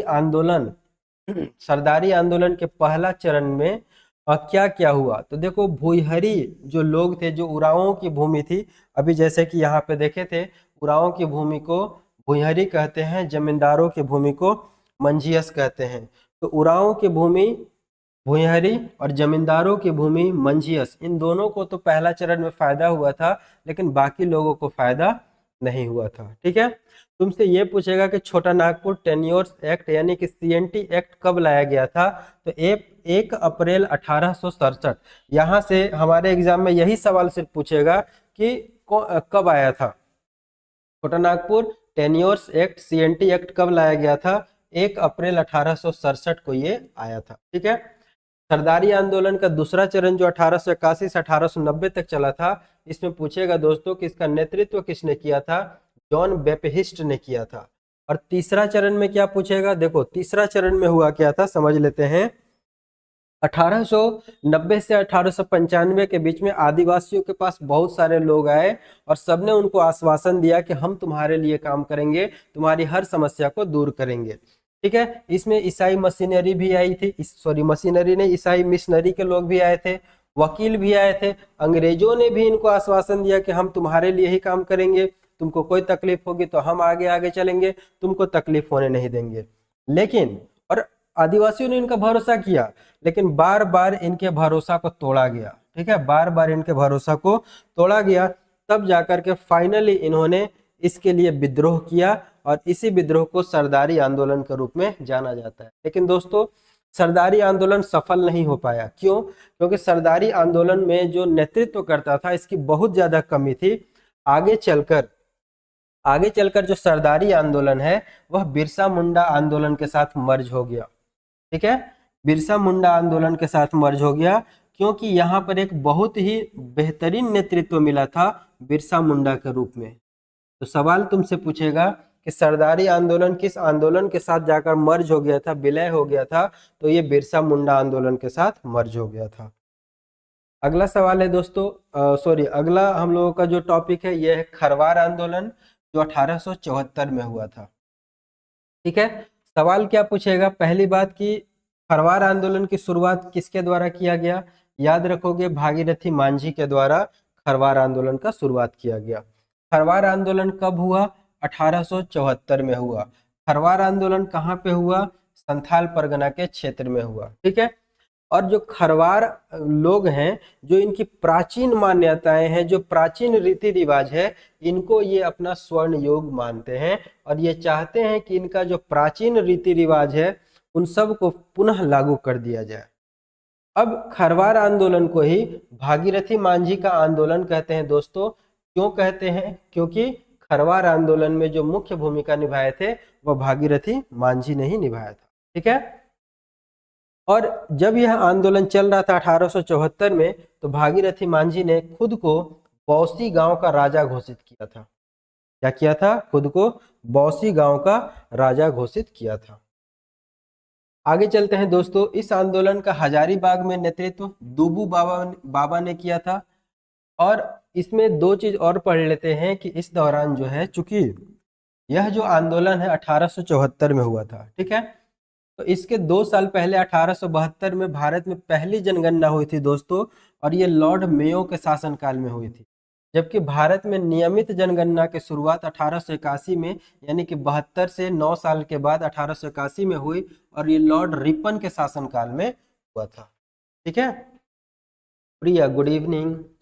ठीक है, तो खरवार नेता जिनका नाम है दोस्तों दुविधा गोसाई ने इस जनगणना के विरुद्ध आंदोलन किया था, परंतु यह जल्दी ही शांत हो गया। यानी कि यह जो जनगणना हुआ था 1872 में, पहला जनगणना लॉर्ड मेयो के शासनकाल में, और 1881 में जो नियमित जनगणना की शुरुआत हुई थी लॉर्ड रिपन के शासनकाल में, इसके खिलाफ जो खरवार नेता आवाज उठाया था इसका नाम था दुविधा गोसाई। लेकिन दोस्तों यह आंदोलन शांत हो गया। ठीक है, और इन्होंने इस आंदोलन में क्या मांग किया था? दुविधा गोसाई ने यह मांग किया था कि जो सिद्धू कान्हू का जन्म स्थल है, अब जन्म स्थल कहाँ पे है तो साहेबगंज जिला में बरहेट प्रखंड है, वहां एक गांव है जिसका नाम है भोगनाडीह। याद रखेंगे, साहेबगंज जिला का बरहेट प्रखंड का भोगनाडीह गांव ये सिद्धू कान्हू का गांव है। इसके लिए दुविधा गोसाई ने आवाज उठाया था कि इसे तीर्थ स्थल की मान्यता दी जाए। ठीक है, अगला आप देखते हैं हम लोग दोस्तों बिरसा मुंडा आंदोलन की बात कर रहे हैं। बिरसा मुंडा आंदोलन, ठीक है, देखिए एक चीज और बता दे रहे हैं कि कल हम लोग क्लास का शुरुआत जल्दी करेंगे और कल लगभग लगभग 400 क्वेश्चन करेंगे। कितना क्वेश्चन करेंगे? सिर्फ क्वेश्चन करेंगे 400, वन शॉट रिवीजन, पूरा झारखंड का रिवीजन कर लेंगे कल के वीडियो में। ठीक है, तो कल जरूर आइएगा, अपने दोस्तों को भी बताइएगा कि जो 12 तारीख का एग्जाम होने वाला है उसका एकदम फुल रिवीजन करेंगे, और मैक्सिमम क्वेश्चन हम कोशिश करेंगे कि उस क्वेश्चन को रखे जो एग्जाम में आने का पूर्ण संभावना है। ठीक है, तो लगभग 400-500 क्वेश्चन को रखेंगे और सबको आना है भैया क्लास में, ताकि आप अपना रिवाइज कर सको। तो बिरसा मुंडा आंदोलन कब हुआ? ये हुआ 1895 से 1900 के बीच में हुआ। पहली बात कि बिरसा मुंडा का जन्म कब हुआ था? 15 नवंबर। यही कारण है कि झारखंड में 15 नवंबर को हम स्थापना दिवस के रूप में मनाते हैं। इनकी मृत्यु कब हो जाती है? 9 जून 1900 ईस्वी को इनकी मृत्यु हो जाती है। कहाँ पे होती है? रांची के जेल में होती है। किस बीमारी से होती है? हैजा नामक बीमारी से हो जाती है। ठीक है, क्लियर है बात? गुड इवनिंग ऋषि। अब अगर ये पूछा जाए कि बिरसा मुंडा के पिता का क्या नाम था तो याद रखेंगे सुगना मुंडा पिता थे। इनकी माँ का नाम कदमी मुंडा। पिता सुगना मुंडा, माँ कदमी मुंडा। बिरसा मुंडा के बचपन का नाम क्या था? दाऊद मुंडा था। बिरसा मुंडा के प्रथम गुरु गुरु कौन थे? जयपाल नाग थे। बिरसा मुंडा के धार्मिक गुरु का क्या नाम था? अनंत पांडे। बिरसा मुंडा के बड़ा भाई का क्या नाम था? पोंता मुंडा। बिरसा मुंडा के राजनीतिक प्रमुख कौन थे? डोंका मुंडा। और बिरसा मुंडा के धार्मिक प्रमुख कौन थे? सोमा मुंडा। ठीक है, सवाल यहाँ से डायरेक्टली पूछा जाएगा, और जब पूछा जाएगा तो समझ में नहीं आएगा, इसलिए बढ़िया से देखना है। बिरसा मुंडा को अलग अलग उपनामों से जाना जाता है, जैसे इन्हें धरती आबा कहा जाता है, विश्व पिता का अवतार कहा जाता है, या भगवान बिरसा के नाम से भी जाना जाता है। अब बिरसा मुंडा कितने साल तक जीवन जिए थे? तो ये 24 साल 6 महीना 24 दिन, इतने दिन तक ही जी पाए थे। इसके पश्चात इनकी मृत्यु हो गई थी। बिरसा मुंडा की जब मृत्यु हो जाती है तो इनका जो समाधि स्थल है वह कहाँ है? तो रांची के डिस्लरी पुल के पास है। ठीक है, लालपुर से जो रोड जाता है डिस्लरी पुल के लिए, वहीं डिस्लरी पुल के पास इनका समाधि स्थल है। दोस्तों बिरसा मुंडा के द्वारा एक पंथ बनाया गया था जिसको बोलते हैं बिरसाइत पंथ, और इसमें हिंदू और ईसाई इन दोनों का मिलन था। इन दोनों ने मिल करके ही बिरसाइत पंथ का स्थापना किया था। बिरसा मुंडा के द्वारा जो आंदोलन किया गया था दोस्तों, इस आंदोलन को मुंडा आंदोलन के नाम से या फिर मुंडा उलगुलान के नाम से जाना जाता है। उलगुलान का मतलब होता है विद्रोह करना। ठीक है, उलगुलान का क्या अर्थ होता है? विद्रोह करना या महान हलचल। अब क्या कारण था, और ये जो कारण था बिरसा मुंडा का, इसका मुख्य उद्देश्य क्या था? तो ये एक सुधारवादी आंदोलन था। ये चाहता था कि समाज में जो फैली हुई बुराई है उसको सुधार किया जाए। ठीक है, यहाँ पे कुछ कारण बताया हुआ है दोस्तों। तो देखो, जो खुटकट्टी जमीन थी इनकी समाप्ति से बेरोजगारी की समस्या उत्पन्न हो गई थी। मुंडाओं की जो पारंपरिक जमीन होती है दोस्तों, उन्हें खुटकट्टी कहा जाता है। ठीक है, तो खुटकट्टी व्यवस्था की समाप्ति हो जाने से बेरोजगारी की समस्या हो गई थी। इसके अलावा ईसाई मिशनरी के द्वारा जो है आदिवासी को झूठा आश्वासन दिया गया था कि हम तुम्हारी भूमि को सुधार देंगे, लेकिन सुधारा नहीं गया था, यह भी एक कारण बना। इसके अलावा मुंडा की समस्याओं को अदालत में नहीं सुना जा रहा था, यह भी एक कारण बना। इसके अलावा 1894 ईस्वी में छोटा नागपुर वन सुरक्षा कानून जब लागू हुआ था तो आदिवासियों को अब प्रॉब्लम हो रहा था अपने जीवन को जीने में, क्योंकि इन्हें जंगल में जाने से रोका जा रहा था। इसके अलावा बिरसा मुंडा स्वयं को सिंगबोंगा का दूत मानते हैं। अभी थोड़ा देर पहले बताया था साथियों कि सिंगबोंगा का मतलब जो आदिवासियों के देवता है वे उनको सिंगबोंगा कहते हैं देवता को। तो ये कह रहे थे कि हम सिंगबोंगा के दूत हैं, हमको भगवान ने ही भेजा है, ठीक है। और इन्होंने यह भी कहा कि आदिवासियों को एकेश्वरवाद पे ध्यान देना चाहिए, यानी कि एक ईश्वर की पूजा करनी चाहिए, बदल बदल के ईश्वरों की पूजा नहीं करनी चाहिए। इसके बाद बिरसा मुंडा का जो क्षेत्र है वह कहाँ पे है, खूंटी में है, क्योंकि इनका जन्म यहीं पे हुआ है। इस आंदोलन के दौरान रांची का उपायुक्त स्टेट फील्ड था, यानी कि जब बिरसा मुंडा आंदोलन कर रहे थे दोस्तों, हिटलर गुड इवनिंग, जब बिरसा मुंडा आंदोलन कर रहे थे इस समय रांची का जो डीसी था, इस डीसी का नाम था स्ट्रेट फील्ड, ठीक है। अब देखो जब ये आंदोलन चल रहा था तो बिरसा मुंडा आगे आगे लड़ रहे थे और सेनापति के रूप में गया मुंडा लड़ रहा था, ठीक है। तथा गया मुंडा की पत्नी जिनका नाम मानकी मुंडा है, इन्होंने भी इस लड़ाई में महत्वपूर्ण भूमिका अदा की थी।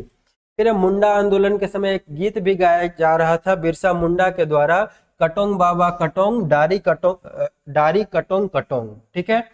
इसके अलावा बिरसा मुंडा के द्वारा एक नारा भी दिया गया था जिसका नाम है अबुआ राज एटे जना महारानी राज टूडू। याद रखेंगे, अबुआ राज एटे जना महारानी राज टूडू बिरसा मुंडा के द्वारा एक नारा दिया गया था।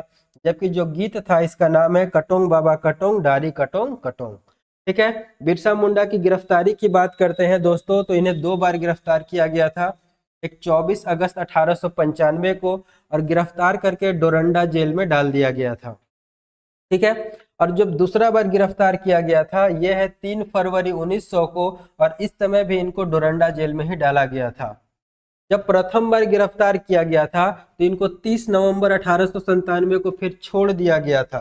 छोड़ने का कारण क्या था, क्योंकि यहाँ पे महारानी विक्टोरिया जो है हीरक जयंती मना रही थी। अब हीरक जयंती क्या होता है दोस्तों, तो जब किसी भी व्यक्ति का 60 साल या फिर किसी शासन का 60 साल पूरा हो जाता है तो 60 वर्ष पूर्ण होने के उपलक्ष्य में हीरक जयंती मनाया जाता है।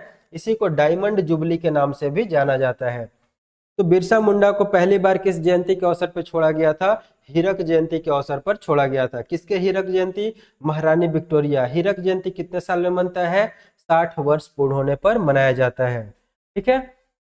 दूसरी बार जब इनको 3 फरवरी 1900 को गिरफ्तार किया गया, डोरंडा जेल में रखा गया, तो यहाँ पर ऐसा मतलब कहा जाता है कि इनकी मृत्यु एक बीमारी से हो गई जिसका नाम है हैजा, ठीक है। मृत्यु कब होती है, 9 जून 1900 को इनकी मृत्यु हो जाती है दोस्तों, ठीक है। अब देखो बिरसा मुंडा के विद्रोहियों ने 1900 ईस्वी में डोम्बारी पहाड़ पर स्थित पुलिस पर हमला कर दिया था। सिर्फ ये बात याद रखोगे कि 1900 ईस्वी में किस पहाड़ पर हमला किया गया था, तो डोम्बारी पहाड़ पर स्थित जो पुलिस था उस पर बिरसा मुंडा के विद्रोहियों ने हमला किया था। और अंग्रेज अधिकारी जिसका नाम फोर्बिस है और स्ट्रेट फील्ड है, अभी तुरंत देखे थे, तुमसे सवाल पूछेगा बिरसा मुंडा के समय डीसी कौन था, उपायुक्त कौन था, तो याद रखेंगे स्ट्रेट फील्ड था। तो अंग्रेज अधिकारी फोर्बिस और स्ट्रेट फील्ड के नेतृत्व में जिस तरीका से 13 अप्रैल 1919 को दोस्तों पंजाब के अमृतसर के जालियांवाला बाग में घटना घटी थी, वैसा ही घटना यहाँ भी घटा था जालियांवाला बाग के तर्ज पर ही। बिरसा मुंडा को पकड़ने के लिए इन्होंने इनाम भी रखा था, और जो इनामी राशि थी वह 500 रुपया था, ठीक है। बिरसा मुंडा को पकड़ने के लिए कितना राशि रखा गया था, 500 रुपया रखा गया था। अब बिरसा मुंडा को आखिर पकड़वाया किसने, तो एक व्यक्ति है जिसका नाम है जगन मोहन सिंह। इसका एक शागिर्द है, शागिर्द का मतलब जो उसके अंडर काम कर रहा है शागिर्द है। जोशी गुड इवनिंग, ठीक है, जिसका नाम है बीर सिंह महली। क्या नाम है, बीर सिंह महली, जो जगमोहन सिंह का शागिर्द है बीर सिंह महली। इसके द्वारा जो है पता दे दिया गया था बिरसा मुंडा का, अंग्रेजों को यही जाकर के बताया था। आरती गुड इवनिंग, ठीक है। और तब जाकर के 3 मार्च 1900 को बिरसा मुंडा को पकड़ा गया था। कहां से पकड़ा गया था? चक्रधरपुर से। चक्रधरपुर कहाँ पे है दोस्तों? पश्चिम सिंहभूम में चक्रधरपुर पड़ता है। और चक्रधरपुर का कौन सा जंगल है? जमकोपाई जंगल। तो याद रखेंगे, चक्रधरपुर के जमकोपाई जंगल से, जो कि पश्चिम सिंहभूम में पड़ता है, 3 मार्च 1900 ईस्वी को गिरफ्तार कर लिया गया था। गिरफ्तार करवाने वाला व्यक्ति कौन था? वीर सिंह महली, जो किसका शागिर्द था? जगमोहन सिंह का। और बिरसा मुंडा के ऊपर कितने रुपए का इनाम रखा गया था? 500 रुपए का इनाम रखा गया था। यहां तक हो गया। बहुत तेजी से हम लोग इसको थ्योरी को खत्म कर लिए। अब हम लोग जो शुरू करेंगे दोस्तों एमसीक्यू। एक लाइन और क्या कहता है? इसके परिणाम स्वरूप झारखंड में 11 नवंबर 1908 को झारखंड में सीएनटी लागू किया गया था। सीएनटी सिर्फ यहाँ पे ये याद रख लेना ना, सवाल क्योंकि सीधा पूछता है यहाँ पे क्या, कि सीएनटी को झारखंड में कब लागू किया गया था। ठीक है, बस एक लाइन। सीएनटी छोटा नागपुर टेनेंसी एक्ट, हिंदी में बोलते हैं छोटा नागपुर काश्तकारी अधिनियम। इसको लागू कब किया गया था? 11 नवंबर 1908 को सीएनटी एक्ट को लागू किया गया था। ठीक है, इस कानून के तहत छोटा नागपुर में फिर से किस व्यवस्था को लागू किया गया? फुटकट्टी व्यवस्था। फुटकट्टी जमीन किनकी जमीन को कहते हैं? मुंडाओं के जमीन को फुटकट्टी जमीन कहते हैं। ठीक है, बस एकदम शॉर्ट में इतना ही चीज हमको याद ही करना है जितना हमको एग्जाम में नंबर दिला दे। ठीक है, और फिर से हम कह रहे हैं दोस्तों, जोहार दोस्तों। तो हम अपने क्लास को आगे बढ़ाते हैं और हम देख रहे थे झारखंड के प्रमुख आंदोलन यानी कि विद्रोह को देख रहे थे। ठीक है, और इस सिलसिले में हमें जो अगला टॉपिक पढ़ना था साथियों, वह था टाना भगत आंदोलन। टाना भगत आंदोलन जिसकी शुरुआत आप देख सकते हैं 1914 से हुआ है। कब से हुआ है? सबसे पहला इंपॉर्टेंट बात तो यही है साथियों कि टाना भगत आंदोलन की शुरुआत कब हुआ है, तो जवाब आएगा 1914। ठीक है, बहुत ही इंपॉर्टेंट पूरा का पूरा वीडियो है। मात्र लगभग 1.25 घंटा के वीडियो में हमने पूरे आंदोलन को समेट दिया है। अच्छे से इत्मीनान से एकदम बैठ के देखेंगे, सवाल नहीं छूटेगा साथियों। चलो देखो, तो टाना भगत आंदोलन जो है कब हुआ? सबसे पहला पॉइंट तो 1914 में हुआ। ठीक है, इसका प्रारंभ किसने किया? सवाल तो ये पूछेगा कि टाना भगत आंदोलन का प्रारंभ किसने किया, तो याद रखेंगे जतरा भगत के द्वारा इसका प्रारंभ किया गया। कहां से किया गया साथियों? तो ये गुमला से किया गया। ठीक है, गुमला से किया गया। कब किया गया? 21 अप्रैल 1914 को। 21 अप्रैल 1914 को किया गया। अब देखो, टाना भगत आंदोलन का संबंध जो है ना बिरसा मुंडा आंदोलन से ही माना जाता है, क्योंकि ऐसा माना जाता है कि ये जो टाना भगत आंदोलन है ये बिरसा मुंडा आंदोलन का ही आगे का विस्तार है। जैसा कि हम पढ़ चुके हैं पहले कि जो बिरसा मुंडा आंदोलन है दोस्तों, ये 1895 से 1900 के बीच में हुआ था। पढ़ चुके हैं, आपको याद भी होगा। अब जैसे कि बिरसा मुंडा आंदोलन का जो मुख्य उद्देश्य था वह था स्वशासन की स्थापना करना। स्वशासन, अपना शासन की स्थापना करना। तो जाहिर सी बात है कि टाना भगत आंदोलन का भी सेम उद्देश्य रहा होगा। और इसमें जो है जो उरांव जनजाति का जो मुख्य धर्म है उस धर्म को यहाँ पे सपोर्ट किया गया। उरांवों की भाषा आपको पता है कुरुख है। तो इस उरांव जनजाति के धर्म को इस आंदोलन में सपोर्ट किया गया। यही कारण है कि टाना भगत आंदोलन को कुरुख धर्म आंदोलन के नाम से भी जाना जाता है। किस नाम से जानते हैं? कुरुख धर्म आंदोलन के नाम से जानते हैं। ठीक है, बाद में जतरा भगत को जो दोस्तों 1916 ईस्वी में गिरफ्तार कर दिया गया और गिरफ्तार करके 1 वर्ष के लिए जेल में भेज दिया गया। लेकिन ज्यादा दिन तक ये जेल में नहीं रहे, बाद में ये जेल से रिहा हो जाते हैं, उनको छोड़ दिया जाता है। लेकिन समय आगे बढ़ता है, समय किसी के लिए रुकता नहीं है। समय आगे बढ़ता है और जो टाना भगत थे, जो टाना भगत आंदोलन था, ये आंदोलन जो है सीबू भगत के नेतृत्व में, सीबू भगत बहुत तुमको जानना चाहिए इसके बारे में। क्यों? क्योंकि यही वो व्यक्ति हैं जिन्होंने टाना भगत के समर्थकों को 2 हिस्सा में बांट दिया। अब सवाल आएगा कि 2 हिस्सा में क्यों बटा? तो दोस्तों जो टाना भगत थे ये गांधीवादी थे, गांधी जी को एकदम अक्षरशः फॉलो करते थे, उनको उनकी हर बात को फॉलो करते थे। गांधी जी खुद कहा करते थे कि हमारे सबसे अच्छा जो हमारा चेला है वह टाना भगत है। ठीक है, तो टाना भगत जो है ये शाकाहारी थे, शुद्ध शाकाहारी। ये हिंसा के एकदम कहे तो अगेंस्ट खड़ा रहते थे। जैसे गांधी जी अहिंसा का पुजारी थे, वैसे ही टाना भगत भी जो है अहिंसा के पुजारी थे। ठीक है, लेकिन शिबू भगत आते हैं और बोलते हैं कि आप मांस खा सकते हैं, कोई दिक्कत नहीं है। तो सोचो, अब तक जो रास्ता चल रहा था कि नहीं हमको हिंसा नहीं करना है, अहिंसा के रास्ते पे चलना है, शिबू भगत के आते ही अहिंसा हिंसा में बदल गया। परिणाम क्या हुआ कि कुछ लोगों ने इनकी बातों को सपोर्ट किया और कुछ लोग टाना भगत की बातों को मानते रह गए। परिणाम क्या हुआ कि टाना भगत आंदोलन जो है दो हिस्सा में बट गया। एक हो गया मांस खाने वालों का आंदोलन और एक हो गया शाकाहारी का आंदोलन। ठीक है, जो मांस खाने वाला का आंदोलन हुआ दोस्तों, ये किया गया जुलाहा भगत के नेतृत्व में। किसके नेतृत्व में? जुलाहा भगत के नेतृत्व में। और जो शाकाहारी वाला आंदोलन हुआ, यह हुआ अरूहा भगत के नेतृत्व में। अब अरूहा भगत से याद रखेंगे, अरूहा भगत नाम इसलिए पड़ा क्योंकि ये जो चावल खाते थे ये अरवा चावल था। क्या चावल था? अरवा चावल था, इसलिए इसका नाम अरूहा भगत पड़ा। आई थिंक यहां तक कोई दिक्कत नहीं होगा दोस्तों। अब आगे देखो, धीरे धीरे ये आंदोलन आगे बढ़ता है और 1916 के अंत तक आते आते ये फैल के रांची से पलामू तक आ जाता है। अपना क्षेत्र पलामू और रांची बगल में, रांची से पलामू तक 1916 तक फैल जाता है। लेकिन तुम देखो, टाना भगत का जो भी आंदोलन था ये अहिंसक था, लेकिन लेकिन शिबू भगत के आते ही यह आंदोलन हिंसा में बदल गया। क्योंकि यदि ये शिकार कर रहे हैं, मांस खा रहे हैं, मतलब अहिंसा के मानने वाले नहीं है, ये हिंसक हो चुके हैं। ठीक है, तो अब देखो टाना भगत आंदोलन जो है पूर्ण रूप से अहिंसक था। और ये जो है महात्मा गांधी के सविनय अवज्ञा आंदोलन जो 1921 ईस्वी में हुआ था, वहां पे भी सिद्धू भगत के द्वारा सविनय अवज्ञा आंदोलन का नेतृत्व किया गया। ठीक है, टाना भगत के द्वारा जो है कांग्रेस के दो अधिवेशन में गया था, मतलब ये लोग गए थे।